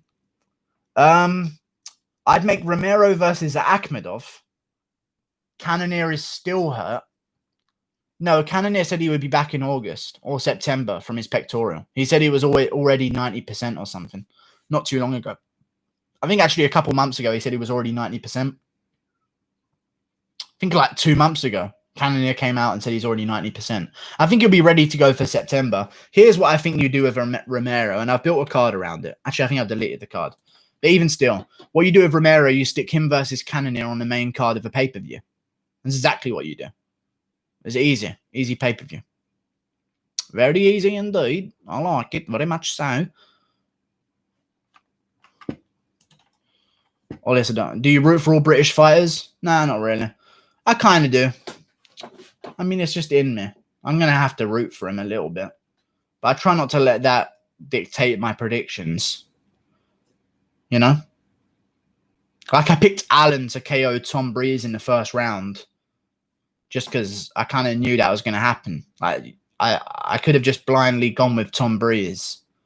You know, like Darren Stewart versus Marvin Vettori. I was picking Vettori. Like, I don't think Darren Stewart's that good. A lot of people think I only side with British fighters, but that's not really the case. Like, I picked Leon Edwards to beat RDA 3 rounds to 2 because Leon Edwards was going to beat RDA, you know? It's pretty difficult. Fucking Nathaniel Wood. I mean, he's a savage for taking on Umar Nurmagomedov. I like it. It's a hoax. Numbers are blown way up. Elon must have been exposing him on the daily. I've just joined into a conversation I've missed the first 10 paragraphs of, I'm thinking. Hello, Savage Mr. Fox. How are you? Guru, I think Olenek beats Lewis. Your thoughts? I wouldn't bet on it. I don't think Olenek has the power to hurt Lewis. I know Olenek has power, but at this point, if you're not finishing off Verdum in those situations, you know, Lewis is a big guy. Like, you don't even have to be that good at fighting. Like, he's just a big guy with a big punch. I think Lewis would beat Olenek. Guru keeping it a buck. Who wins? I don't know what that means. By the way, I don't know what keeping it a buck means. Who wins? Because my balls was hurt. Guru, do you think that Khabib was in trouble with that guillotine from Doofus? Yeah, but no. Like, it was a bad-looking position. But when he's in that guillotine and he's not losing air after 10 seconds, regardless of what Poirier does, he's not going to be able to recreate more of a squeeze than he had in those first 10 seconds. You know, and you can change position and you can maybe get a bit deeper, but, I mean, Khabib's arm was in. It was an arm in guillotine for the longest time. Fair enough, Poirier turned him to his side, but even then, that's kind of giving Khabib a bit more space. And you can kind of see it on the broadcast. Joe Rogan, I mean, I guess I'm going to give credit to Joe Rogan here. He was hesitant to say that it was in. If you watch the broadcast, Joe Rogan was watching it, and Joe Rogan is a guy who understands jiu-jitsu. I'll give him that at least. He's watching it, and he's waiting for Cruz to keep saying, oh, it's in, over and over again before he jumps on board, you know? I mean, you could understand it. I don't think it was in that badly. I think it was looking bad, but there's a difference between looking bad and actually choking someone out, you know? What's the biggest weight class Volkanovski could be competitive at, given he has time to get the weight back on? I don't know. Probably, I don't think he'd be competitive at welterweight at all. I think he'd be fat. But I think at lightweight, he might do well. He's got good takedown defense. But lightweight's different. Lightweight's a bit of a jump for featherweights to make. I credit that jump. There's certain jumps that you can make. Like, if you're a big flyweight and you want to fight a bantamweight, you can maybe do that shit, you know? That's a little bit easier of a step up. Even I think the lightweight to welterweight one is pretty good. A pretty good jump up for people to make, you know? It means you're being real and honest. I don't know what happened. I don't know what you're replying to, but thank you. Oh, the buck thing. Thank you. Appreciate that. Do you think Joe Rogan or Izzy will eventually come out of the closet? Oh, Joe Rogan already did. There's too many actions that he's given off that already dictate that he's gay. But it's okay. He can be gay if he wants. But he definitely has sucked a couple dicks. You know? Kendall's been here a while. Yes, he has. Kendall Berryman used to have a different profile. Always has that same hairstyle, though. That's how you recognize him. Have you ever made a bad pick based on either recency bias or popular opinion among the fan base? Let me see the cards. Not fan base. I don't think so. I think when people go against me, I kind of double down like an ignorant cunt, really. Yeah, I don't think I really go against the thing. I don't know. Like, people were criticizing my Overeem pick, and I was a little bit worried that Overeem might lose. And then as soon as they started criticizing my Overeem pick against Walt Harris, I was like, okay, fucking Overeem's definitely going to KO him. Like, I just doubled down on it, you know? Popular opinion, I don't think sways me too much. I don't know. Manson Weidman. Smith Teixeira. No, I don't think I've actually had too many of those kind of cards. Yeah, especially not this year, I don't think. Interesting. Guru, you seen Mike Perry website by Till? I have not seen the Mike Perry website. Guru, remember when you predicted Tony to beat Ferguson? No, but yes. I think Tony's the only person possibly capable of beating Ferguson. There's not many people that can beat Ferguson, you know? Fedor versus Stipe, who wins?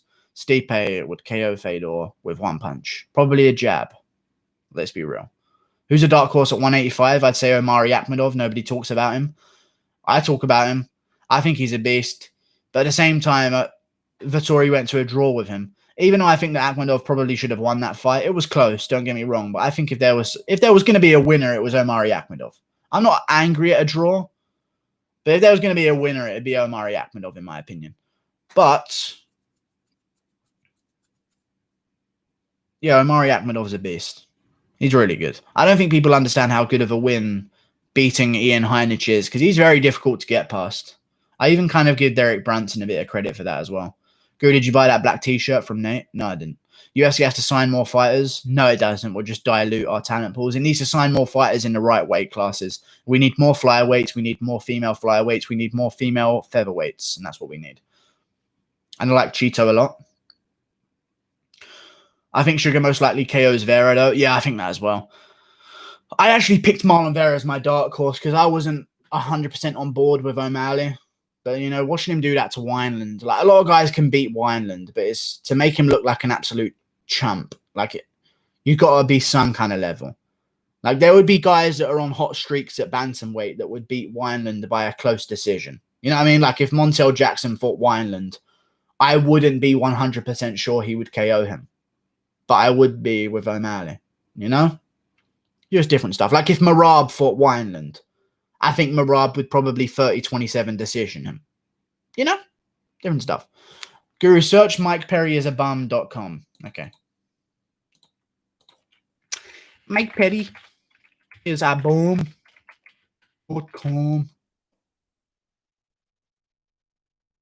Check a new announcement. Mike Perry is a bum. Our partners. Just bald people. Bum versus Gall. And then I raw dogged his bird. Mike Perry visiting his girlfriend in the middle of the day. I fear no man.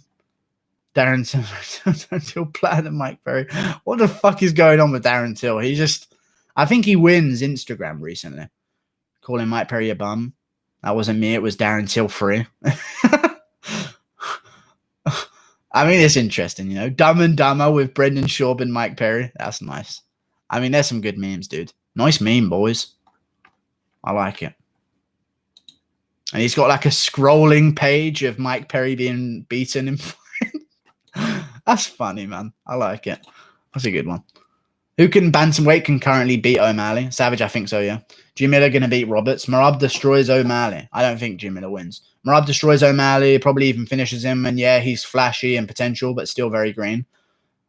Yeah. I think O'Malley would beat Marab.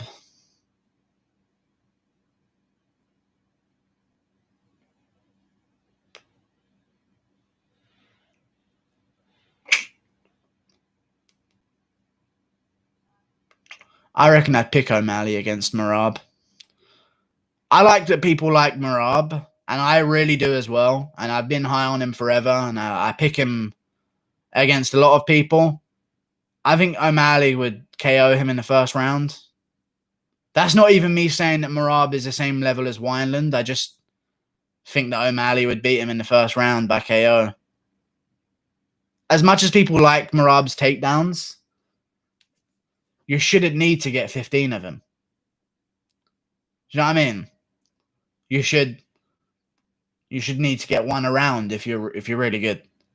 You shouldn't need to go to the decision if you're amazingly good. You know? I think O'Malley would KO him. People aren't going to like that prediction, but I think he would. O'Malley versus John Dodson makes a lot of sense. That's a great fight. That's actually a really good fight. I'd like that one. I think Rob Font is way better, though. I think John Dodson should fight Cody Stamann. I mean, that's a much better one. Merab would ragdoll O'Malley. I don't know, man. Vera would whoop O'Malley. They're almost the same height, yes. Vera has better BJJ too. But I think O'Malley's just way faster than all of these bantamweights. He's just faster. You can just see it. There's certain stuff. Like, he just comes out switched on. There's no nervous energy. There's no feeling out process. I think O'Malley would beat Merab. People won't like, I think O'Malley would beat Vera. I think O'Malley would lose to Dodson. I think he would lose to Dodson. O'Malley versus Vera fire. Who would win, Darren Till or Mike Perry at welterweight? Yeah. Darren Till. Mike Perry would not win at welterweight. Mike Perry got picked off by Alan fucking Joban at welterweight. He would not beat, he wouldn't beat Darren Till. Can you just say how fucking much of a legend Darren Till is for making Mike Perry website? What a guy. I mean, he's doing good right now. Guru is fast as Fook. Merab still in a Papaka trend. Vera's an iron chin. John Dodson beats O'Malley convincingly. There you go. I think I just said that. I'd pick Dodson over O'Malley. I think he's fast. He's at the same speed level. He's small as well, which is tricky to do because he's in and out and he's throwing from weird angles that you don't normally expect. I think Dodson could catch O'Malley and probably do some dangerous stuff, you know. O'Malley is taller than DC. O'Malley almost also broke Woodley's punch record on the machine at UFC tonight. Anyone remember that fight? Hype around O'Malley is crazy right now. Conor beat Dustin, who was top 6 and still didn't get crazy hype. O'Malley is a bit overrated right now. Let's see him in top 15 first, you feel? Cody was a champ in his age. Okay. But I think that you can argue that if someone is making the top 25 look like they don't belong in there with him, compared to some top 15 guys that make top 25 guys look like a competitive matchup, then I think you could argue that Sean O'Malley would maybe handle those guys a little bit better than some of those other top 15 guys. You know? You have to pay for a .com as well. I know. Or you don't. Actually, you do have to pay for a .com. Khabib said first guillotine was in trouble, but the second one, he allowed Dustin to have it to gas him. Yeah. Similar to when he made fake gasping noises in the RDA guillotine. RDA clocked though and got off. Yeah. Cody got a title fight off, beat Mizugaki Lamau. Can Volkanovski beat Kattar? Yeah, I think Volkanovski would do good against Kattar. Kattar, he's good when he can go to the body because it lets his headshots open up. And if it's very difficult to go to the body against a guy way shorter than you like that without leaving yourself vulnerable, because what happens when you go to the body? Your hands drop and it's a longer pullback time to get to your chin. There's a lot of disadvantages fighting a shorter opponent, especially when a shorter opponent has a longer reach than you, which Volkanovski does, I think. Let me see Volkanovski's reach. UFC 251.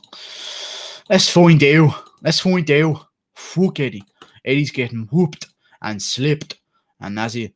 Volkanovski, 181 centimeters.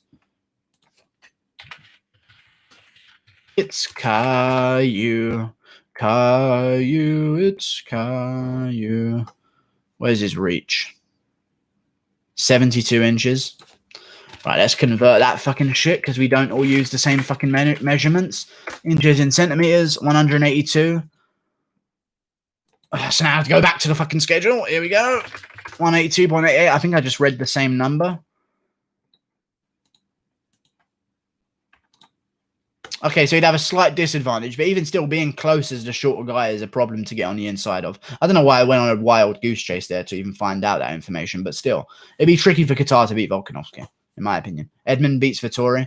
I'd say so. Vettori's stand-up is, I don't know. I think if Vettori mixes in his grappling, he beats way more guys than if he just tries to stand with guys.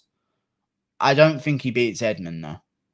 Mickey Gall with the upset. Yeah. Oh, yeah. Will there be a new champion at UFC 251 card, Guru? Yeah, I think that Burns is going to beat Usman. Korean Zombie, without a doubt, is the best featherweight right now and the next champ. I think so. Be a good likelihood. If Holloway wins, Holloway beats Korean Zombie. But if Volkanovski wins, which I think he does, Korean Zombie beats Volkanovski. So I reckon you're probably correct there. Who's going to win, Edmund or Brunson? Edmund's going to KO him in the first round. Does Till knock out Rob Sitter that he's been out of shape like that, a fat fuck? Sitter that he's been out of, don't know what your words are. I think Till wins against Robert Whittaker. I don't know what language you speak. Who's going to win, Edmund or Brunson? Edmund wins by KO in the first round. Just answered that one. Definitely. Korean Zombie is overrated. Lost to Yair, who had 1 day notice. He's old now. Ortega going to murk out and choke him. He had 1 day's notice. He had 1 day's notice against Korean Zombie. Let me check. You said that with like such certainty. I don't remember being it. I think it was like 2 weeks. Something like that. Just under 2 weeks. I definitely don't think it was a day at all. That's a very strong statement to put out there. I don't think it was a day. It could have been a day, but I think it was a bit longer than that. Why are you carrying a school bag on stage? You can't even read. Dress your fucking age. Thoughts on Uriah Hall versus Marvin Vettori would be a solid matchup, and most other top 185ers are booked besides Hall. Yeah, that'd be a good one. I don't mind it. But I also think Uriah Hall was probably looking for someone higher up the rankings, or Chris Weidman in a rematch. That would be a decent one. I don't think Uriah Hall's looking to look backwards right now, because he's beat 2 guys looking backwards. He's taken on the guys behind him, you know? O'Malley is famous. No, but the last thing you said about a day is I don't think that was the case. But anyway, we're moving on now, are we, Dan MMA picks? Back to O'Malley. O'Malley is famous because of his weird and crazy hair and has cool KOs against non-ranked opponents. Everyone in the top 5, Sandhagen, Aljo, Yan, Marlon beats O'Malley. He gasses after round 2.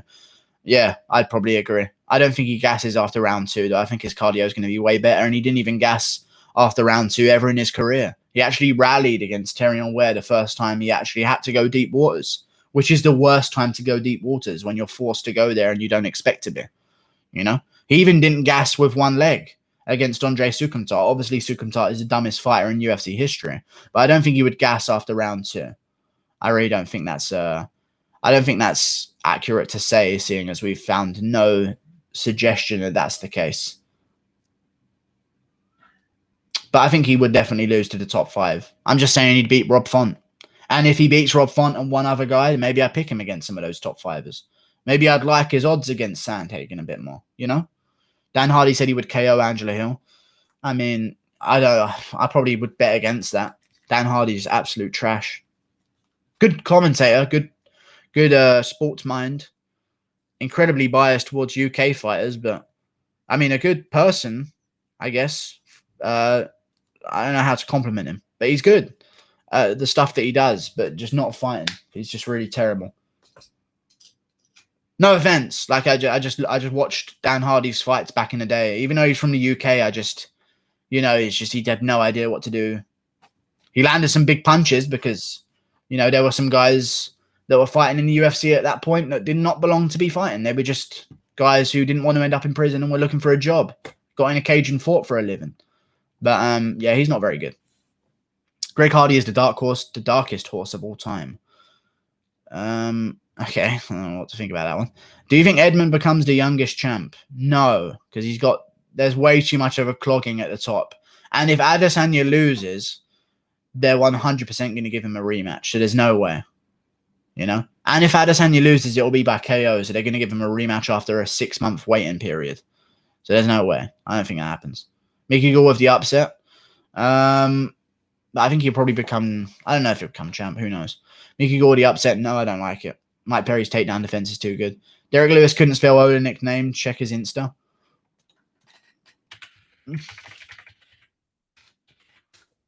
Derek Lewis versus Alexei Olenek. So what do you do with Alistair Overeem now? Overeem versus the winner of Gustafsson versus Verdun? That would be good. Even fight-wise. That'd be good, though. August 8th in Vegas versus Olenek main event. Nice. I like it. He spelled Olenek wrong. That's good. I like it. That's a good fight. August 8th. I hope they're not headlining. I really hope they aren't headlining. Like, all parts of me hope that they aren't headlining. Izzy is not a star anymore after that Romero fight performance. Yeah, I think he's lost it. I think a lot of fighters have lost it during this time because their true colors have... Not true colors, but just people are learning a bit more about the fighters, not based on their fighting ability. And I think a lot of people are turning off some fighters because of the current situation. You know, but what we are doing is rallying behind the people that are showing up. You know what I mean? Not to say that Adesanya isn't showing up. He fought in March. So obviously, he's going to want a bit of a layoff. But I think Adesanya's just revealed... I don't know. He's just revealed some things about him. I don't know. People are noticing things. I think that people in powerful positions do not realize... When you get to a powerful position, you normally get there because of some kind of calling that you think you have. And it can be dangerous not to fall into a God complex.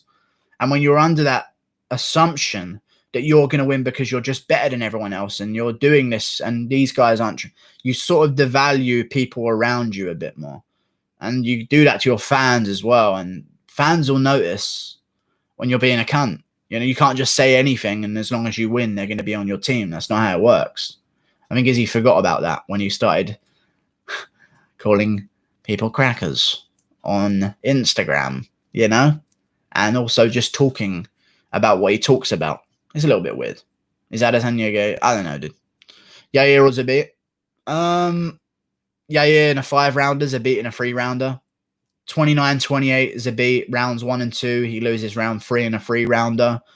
In a 5-rounder, Zabit tries to pace himself, being less dominant in early rounds, and Yair probably gets it done in late second, early third.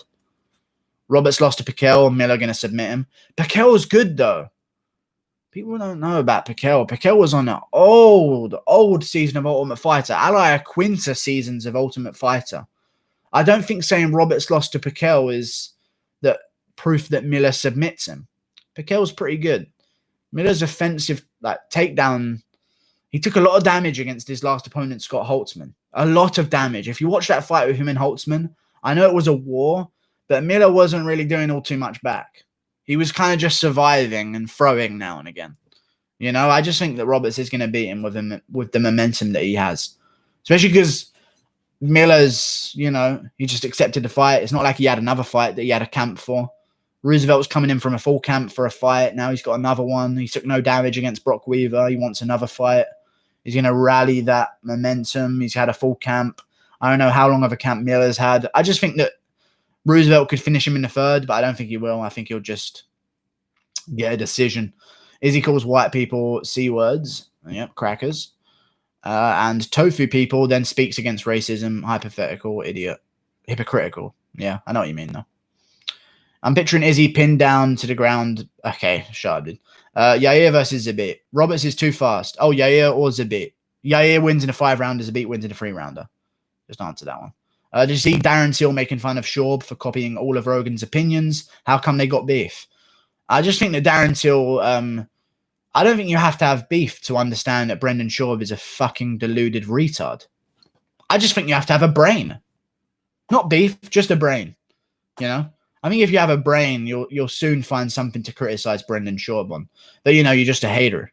You're just a fucking hater, B. Hey, Papa, these haters, they fucking free punch on any fighter who you're hitting. Any fighter to get a free punch on. Let me look at the rankings. One punch. Hang on. Is it according to them I get a free punch? So they just say, hey, hit me, I'll let you hit me. Or is it I'm just getting the chance to punch one of them and they could retaliate? Because that's a big deal. If they could retaliate, I don't know. But if they can't retaliate, I'll take the odds that I could KO John Jones. If I dinked him on the chin perfectly, I mean, there's always a chance, right? Even though I'm not saying it's a huge chance that I'm going to KO him. If I could do that and have that on camera, I could sell myself up for a title shot. They can't retaliate. Okay, that changes the game. I'll probably go John Jones. But John Jones, if I like started to throw a punch against him, I think he would just instinctively gouge my eyes out, even though he didn't mean to. You know, just a flinch of my shoulder would cause him to just fucking delve into my eye canals and just rip them out. You know? Brendan's Thick Boy challenge, though. Didn't he just copy that from someone? Or is that what it is? That's the challenge.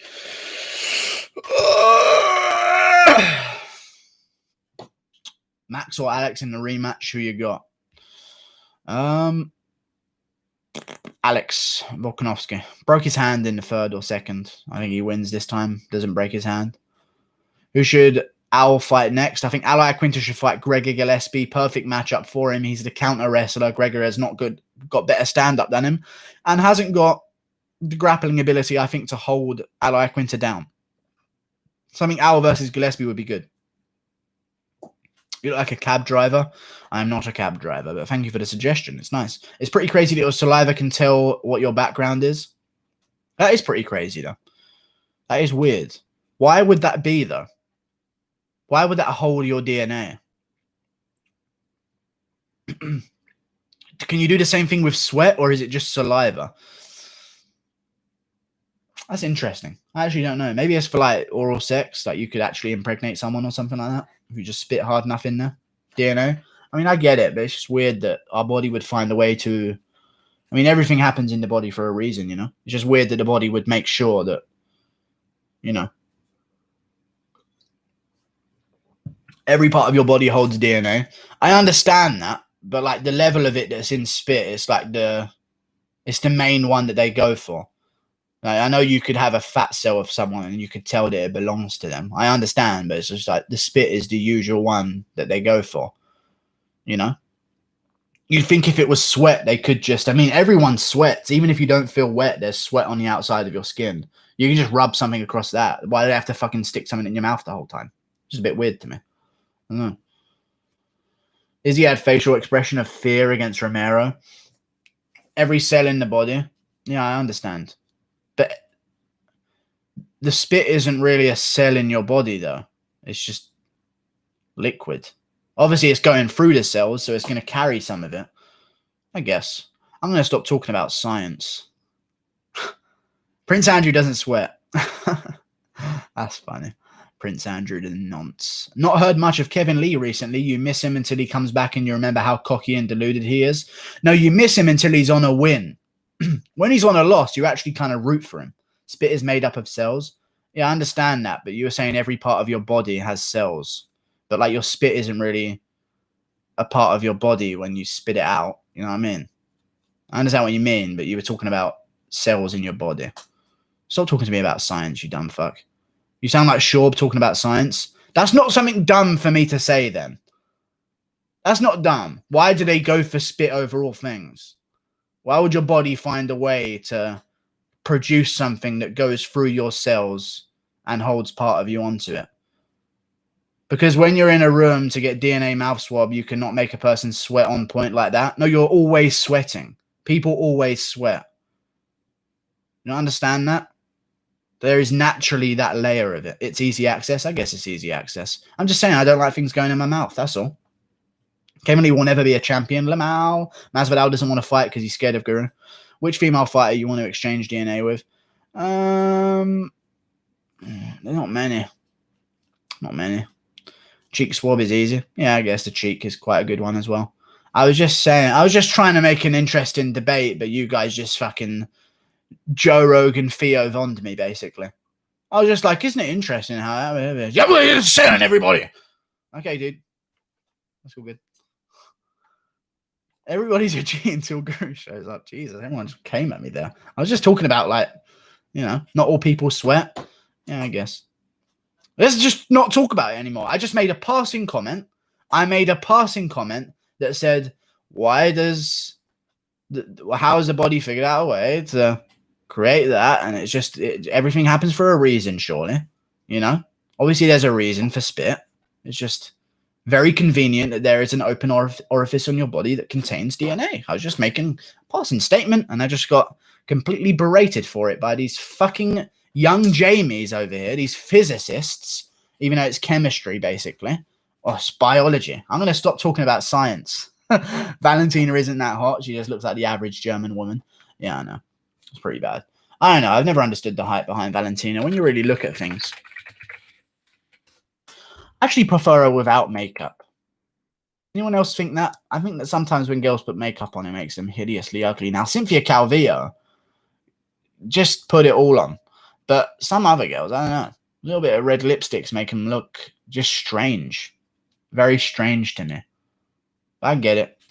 I think that when we see fighters, female fighters especially, we don't compare them to every woman on earth. You know? You kind of compare them to the other female fighters. They're like in a small pond, if you know what I mean. They're not out in open waters. You know? It's very easy to tell the most attractive fish in your fish tank compared to in the ocean. You understand? Akhmedov versus Weidman announced. Thoughts? Good fight for Weidman, honestly. I think Weidman could probably beat him.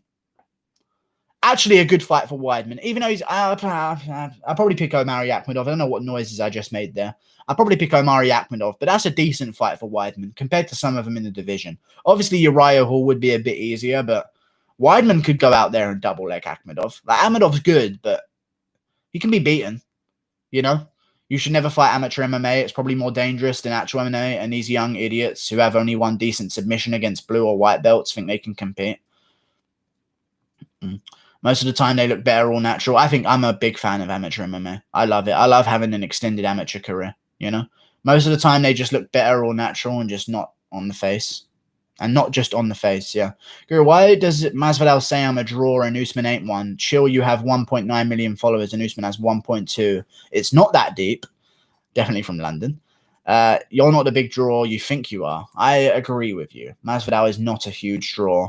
I think if Masvidal fought not Nate Diaz at 244, he would be on the main card. Maybe not main event in MSG, you know? Even Masvidal Diaz might not main event at MSG. They had to make a BMF belt for it and create this whole spectacle around it, you know? Like, I understand that Nate Diaz Masvidal could headline, but I don't think Masvidal understands that he has been blessed and he needs to take advantage of that blessing. Like, I'm done shitting on Masvidal. I can't keep doing it because I'll lose my mind if I keep doing it. I just can't give a fuck about Masvidal. Yeah, I'm kind of done. Like, people, and I know what his argument is going to be. You guys just don't even want what's best for the fighters to make our money, but you don't bring in that much money. You don't bring in that much money. You know? It'd be interesting to see how many people buy pay-per-views just because of Masvidal. If that 244 card wasn't the most stacked of the year, perhaps, what would the pay-per-view numbers be? If that 244 card didn't have Nate Diaz on it, what would the pay-per-view numbers be? It'd just be interesting to find out, really. Guru versus O'Malley prediction. O'Malley would dust me up. My up next recommended video is Masvidal discussing dispute with UFC. I just don't even want to watch it anymore because it's just the same words over and over and over again. You know? Reason why it's dangerous is because young guys who barely know anything, any striking or grappling, run at risk of CTE. Like Chase Hooper got hit a lot in amateur MMA as well. Yeah, but I have experience understanding amateur MMA in the case of like some of the UK guys where grapplers dominate heavily. You know, when you watch guys like Jack Shaw in the UK just submit everyone in amateurs. They do take damage, don't get me wrong. It is a little bit less damage though. And if you want to care it with boxing, I mean, those amateur boxers, how many times are they getting fucking hit in the head? I think it's actually better for them. I'd like there to be an amateur experience. I think it would create more of a talent pool in order to get into the sport. I think you'd see way less people jumping straight into pros if there were way more amateurs, you know, obviously because it's the natural flux of things, but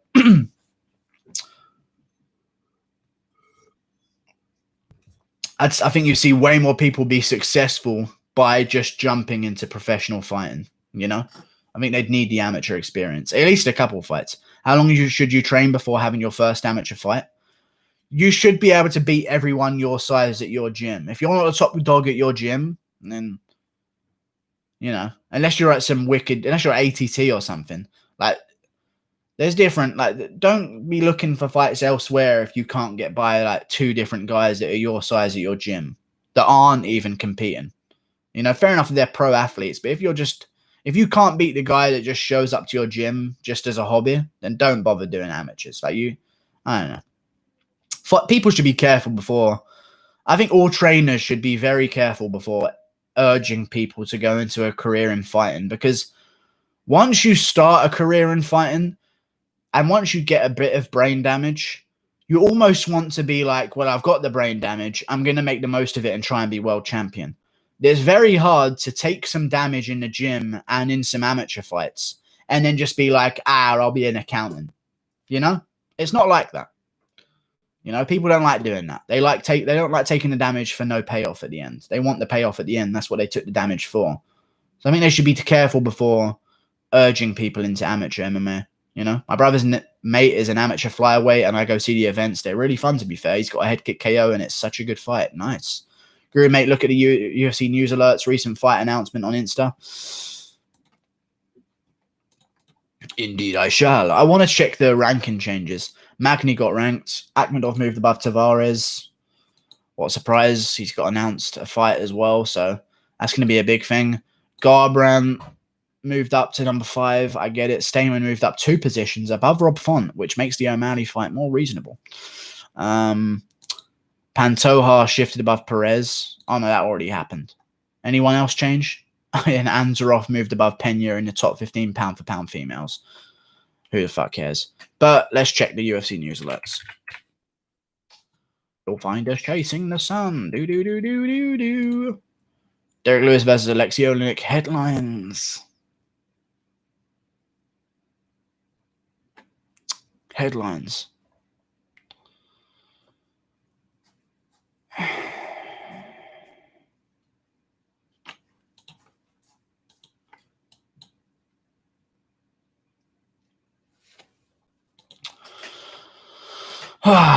There's just no need for it, man. I don't think people...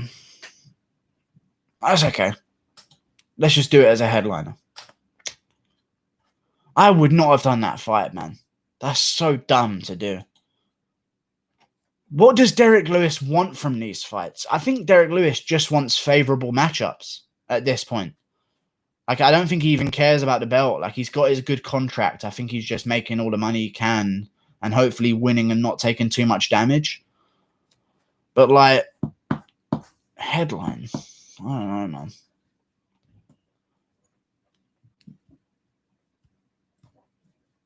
I just think there could have been way better candidates for headlining. Like, I know Zabit versus Ortega is probably not going to be 5 rounds.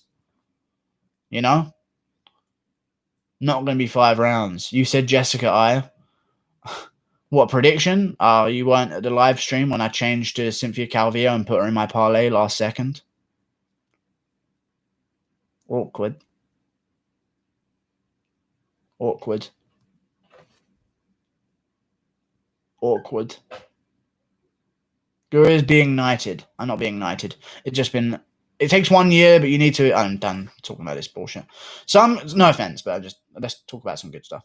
Guru, who wins? Christ Weidman or versus Omari added to August 8th? I think Weidman... What is going on? Weidman probably beats him. I think Weidman probably gets a double leg and beats him. Honestly, I think Weidman can get him down.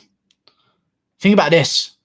Weidman had a cleaner takedown than John Jones on Dominic Reyes. You know? It's just interesting. Did he have a cleaner takedown? Let me see that Weidman versus Reyes.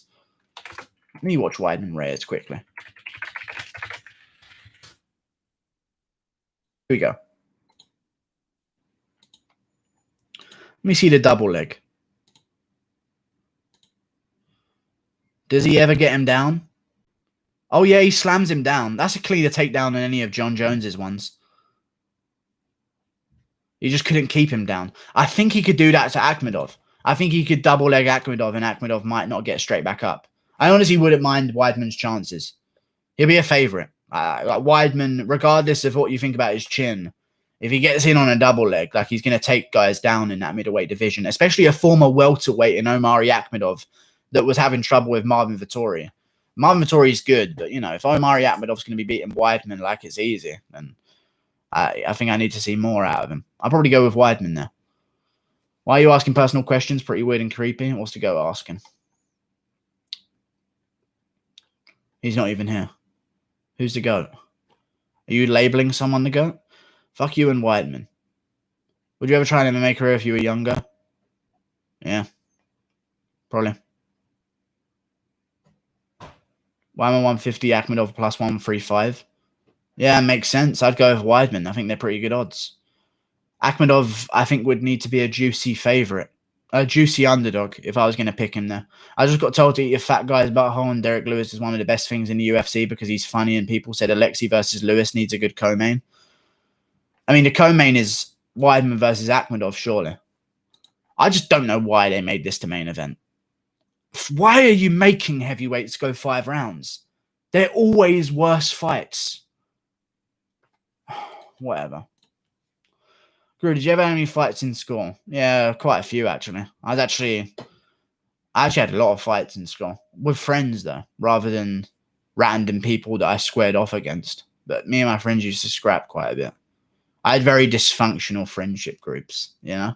We all secretly, not all friendship groups were like this, but there was a bunch of times that, I think UK, you fight your friends a lot, or end up at least fighting a friend of yours once, because the comedy and the jokes are so brutal that sometimes someone just doesn't like it, you know?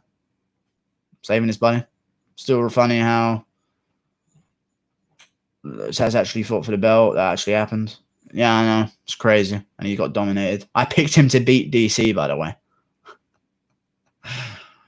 Go and watch my UFC 2 first. I don't think it's out. I don't think it's still out. But I picked him to beat DC. I just did it because at the time of starting the channel, I was just trying to pick heavy underdogs. I picked Brandon Davis to beat Zabit. I was just like, fuck it. I'm just going to pick all the heavy underdogs and get famous because of it, if it happens, you know?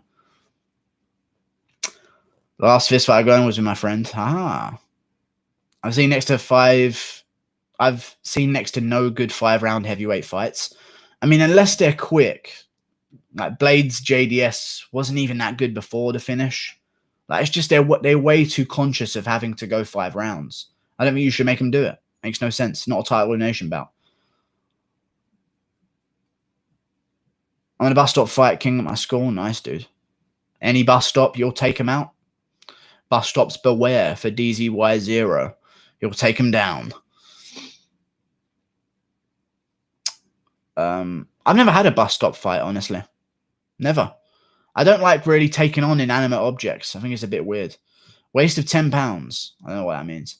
Some guy at my BJJ gym went straight to the pro. He fought some guy in Mexico. He has equal choked him and then got his purple belt. Interesting. I have a theory that we make friends with people who are similar height to us. Would you agree?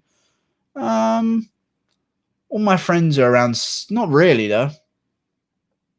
I don't think that's the case. On average, maybe. But then on average, everyone's around that same area anyway. I don't think you could say that, to be honest. You know? Because you say 5'7" people always around 5'7" people, but there aren't a lot of 5'6" and 7" people. You know, you could say, those 5'11ers, they're always together. Well, there's a lot of them, you know? So there's not going to be a whole group of 6'4" guys walking around. Well, it depends, unless you're at, you know, Gold's Gym or something. That was an American-based joke. I don't even know what Gold's Gym is. I just hear them say it. Guru, we have to pay for TFL now. Sucks. Sadiq Khan is an absolute fucking disgrace to the city. He is incapable. No idea how he got voted in at all. But oh well. Sarnold's original gym. Nah. Torres ain't gonna win, my guy. I think she is. Stop causing issues in the chat. Seriously, dude, you are asking people very personal questions, and we do not need that here, said Samish Mr. Fox. I don't know who Goat is. I'm not actually seeing any of his messages. Ever get your ass kicked by your friends? No, I actually haven't been beaten up before. I'm not even bragging. I've never really beat the shit out of someone before. Like, when you have fights in school, they get ended real quick. At least at my school, they did anyway. They get ended really quickly. I never had the shit beat out of me. I've never beat the shit out of someone. I've just been getting the better out of someone slightly. You know? You ever realize that in fights at school? They'll last about 10 seconds. One guy will land 2 punches. The other guy will land 1. And then they'll be like, fucking Mitchell, fuck that guy up. You know? It's weird how they jump to that. I don't know. It's a weird age. I didn't realize how dumb I was back then. You know, if you get a takedown in a school fight, fucking forget about it. You win. Doesn't matter if that guy is secretly a black belt in BJJ. If the fight ends and you're on top of someone, you fucking win. It's over. It was just sparring. Bro, it's so hard to fight in school. They break that shit up way too fast. Oh, they're in there. Like swimwear. Immediately. Difficult. Torres, Pennington, Modafferi, Burgos, Guida, Parlay. £10 to win, 460.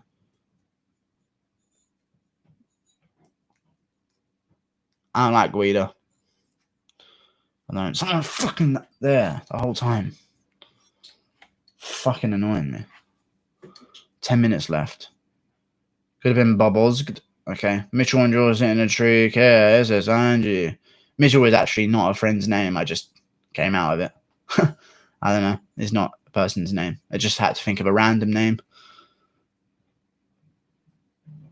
Oh, yeah. Teacher security swoop in with the quickness. Oh, yeah. They were real quick. We had security at our school.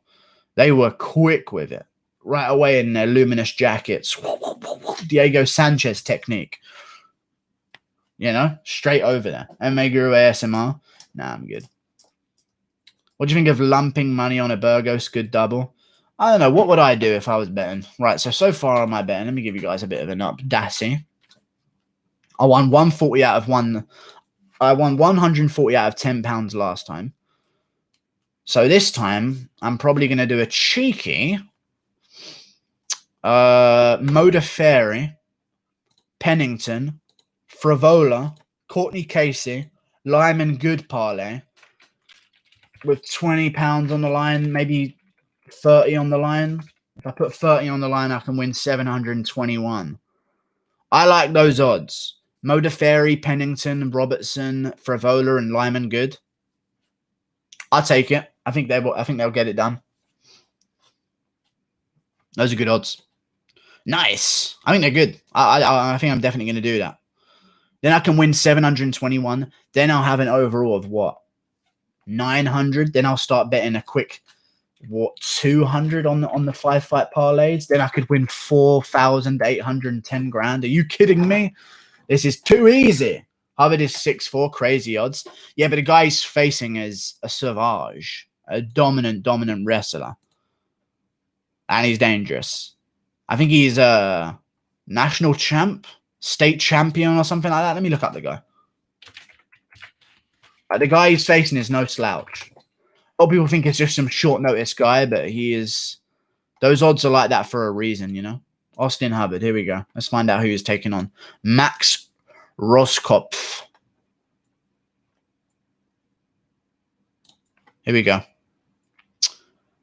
NWCA All-Star Classic Champion 2016. Interesting. Very interesting. My family are arguing. I'll raise my voice to hopefully drown out the arguments. Please don't hear anything that's going on. Paulo Silva.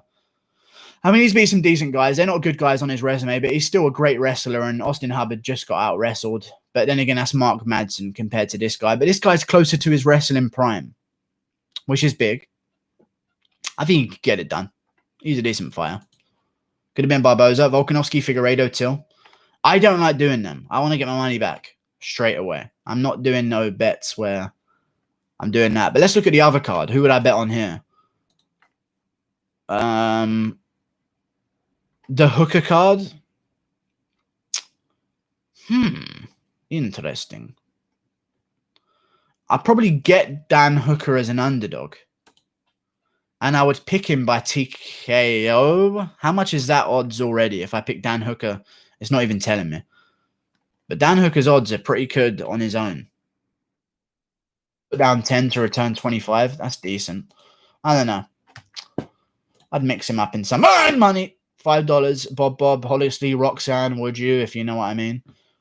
Let me see what Roxanne's looking like. Roxanne. Put on your red light.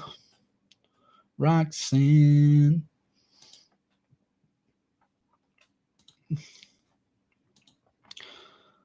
Honestly, probably not.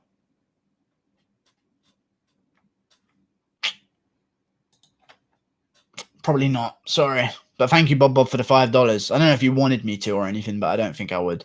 LG, oh, the fucking LMG guy here. $2. All your predictions still the same? Yes, indeed they are. I haven't changed any of them. I was either fucking 3 of my friends pushed me around and they said stop, and I didn't, and I choke slammed one of my friends and then rear naked choked him. All right, that was a very disproportionate reaction, I would say. That's why you fall in and out of love with you, Chrissy. What the fuck? 2 donations at the same time. That's craziness. Thank you both for the donations, though. I appreciate you. Your fans are weird. Okay, dude. That guy's saying it. Yeah, my fans are so weird. Like Kendall Berryman fucking retracting his messages, thinking I don't fucking see him. At our school, there was a guy who boxed for England, and he genuinely got beat by a guy with a wood leg. Interesting. Were they on a pirate ship at the time? Because that could be unfair. Wooden legs on pirate ships tend to be like the norm, you know, the meta game. Kattar Ige predictions. Kattar Ige predictions. I go with Kattar by TKO second round. Do you have a weird fan base? The most viewed bloopers are just so Rona fetishy. I don't know. It's strange. Yeah, I know what you mean. It is strange, but you know, I don't mind. Kendall's Shamrock impression. Oh, I'm going to beat the snot out of you. Oh, don't you? He's got that kind of voice. Stipe impression. Lawnmower. 9/11. Columbus. Call of Duty with John Volante. Intellectual retards. Gang, gang. Am I right? Edwards laugh. Oh, let's get some impressions in because we only got 3 minutes left. Edwards. There's no fight to happen there. There's no fight, and that's it. Did you say 9/11? He's a fireman. I didn't know what to say. Lawnmower 9/11, Columbus, COD, John Volante was the extra one at the end you missed out on. Holloway impression. Dana White, UFC Hawaii. There's no fight. Come on, Rush. I'm making me go Nick in the wheeze. Opinion on Paige Van Zant's feet. I've never seen him. Who are you most confident in, Roberts or Green? Roberto. Probably Green. Nah, probably Green. I'm not that confident in Roberts, but I think he wins. Cody impression. I can't do a Cody impression. I'm not even going to try. I'll try it off camera and I'll get good at it, but you know. Yo Romero impression. Hey, Dana! Give me the fucking boy. Hey, Dana! Bloopers impression. Tisha Torres is taking this one. Hey! If Alexander wins against Fabricio Verdun, maybe Alistair Overeem versus Alexander Gustafsson main event, Guru. I think so. That would be somewhat decent. Even though I thought Ige lost against Barboza, he had a good performance. I hope people don't sleep on him. Exactly. Sounds Italian. Okay. I don't know how to do an Italian accent. Other than, is Stipe punch drunk or is that his normal voice? I don't know what he is. I think he's always had that kind of voice, though. I think he just... Here's the thing. When you actually watch a Stipe Miocic interview, he's got a decently normal voice, but people judge Stipe after he's been 4 rounds with DC on his speaking ability. Like, people are talking about how they couldn't understand him in the post-fight speech of DC versus Stipe. He just went 4 rounds with DC and lost 3 of them, by the way. Like, he's going to have a bit of a breath problem, especially with his already current speech problem. He's a little bit retarded, I think. Maybe a little bit inbred. He just has that look to him. The head size, everything. Dominic Reyes impression. I'm Dominic Reyes. Lawler impression. I can't do a Lawler impression. Jodie Escobar. Don't know how to do that one. Know who she is. I don't know how to do the impression. Pissed off Marvin Vittori impression, please. You look like you can fucking fight. Look at this fight now. Let us fight. Hey, man. He's got a weird voice. I don't know about Marvin. Because even Vittori has this weird voice because the roar that go on UFC's Instagram, the roar that he let out after he beat Carl Roberson does not suit his voice whatsoever. Vittori's got this weird voice. I don't know. Maybe it is just the accent that's throwing it off a little bit, but gee willikers, gang. Do you know what I mean? Like, listen to this roar I'm about to play you here. Let me go. Listen to how low pitched this is, and think of his roar. Think of his voice. Vittori's been waiting for it. Takes less than a round to take care of it. Like, Jesus Christ. That is maybe the craziest roar I've ever heard. I think he yelled out Sparta afterwards as well. Listen to that again. Vittori's been waiting for it. Takes less than a round to take care of it. It's weird. Weird how people can just change their complete basics, you know? Mike Tyson impression. Mike Tyson.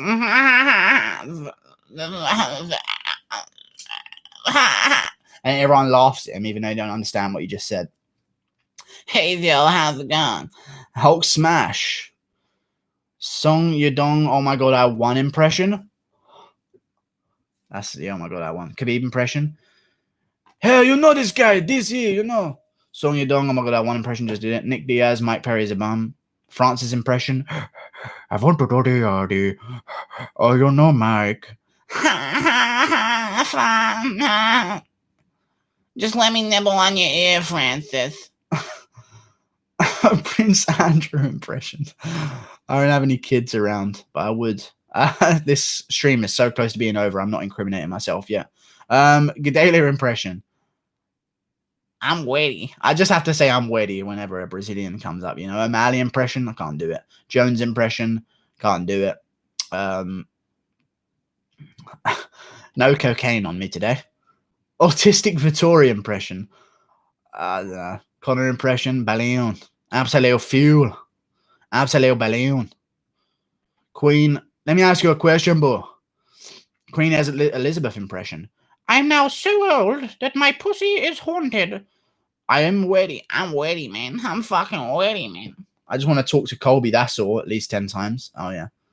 Dana White impression. Nah, I don't want to faint again. Potential impression, please. Song Yudong impression. Jesus fucking Christ. Here we go. Brock Lesnar impression. Fucking bunch of chicken salad. I watched that clip recently, that chicken salad thing. He literally clarifies himself by saying the same thing again. It was weird. Karma Worthy impression. I don't know what fucking Karma Worthy sounds like. Theo Von impression. Hey, man. You look like fucking... what's a Theo Von type insult that you would use? You look like a fucking... homeless person's duvet, man. Like something like that, Theo Von would say. Baby, come back. You blame it all on me, Mr. Bean. Bob. Tutter. Tutter. Mr. Bean. I'm waiting, man. Eddie Alvarez's wife impression. Eddie! Eddie! Eddie!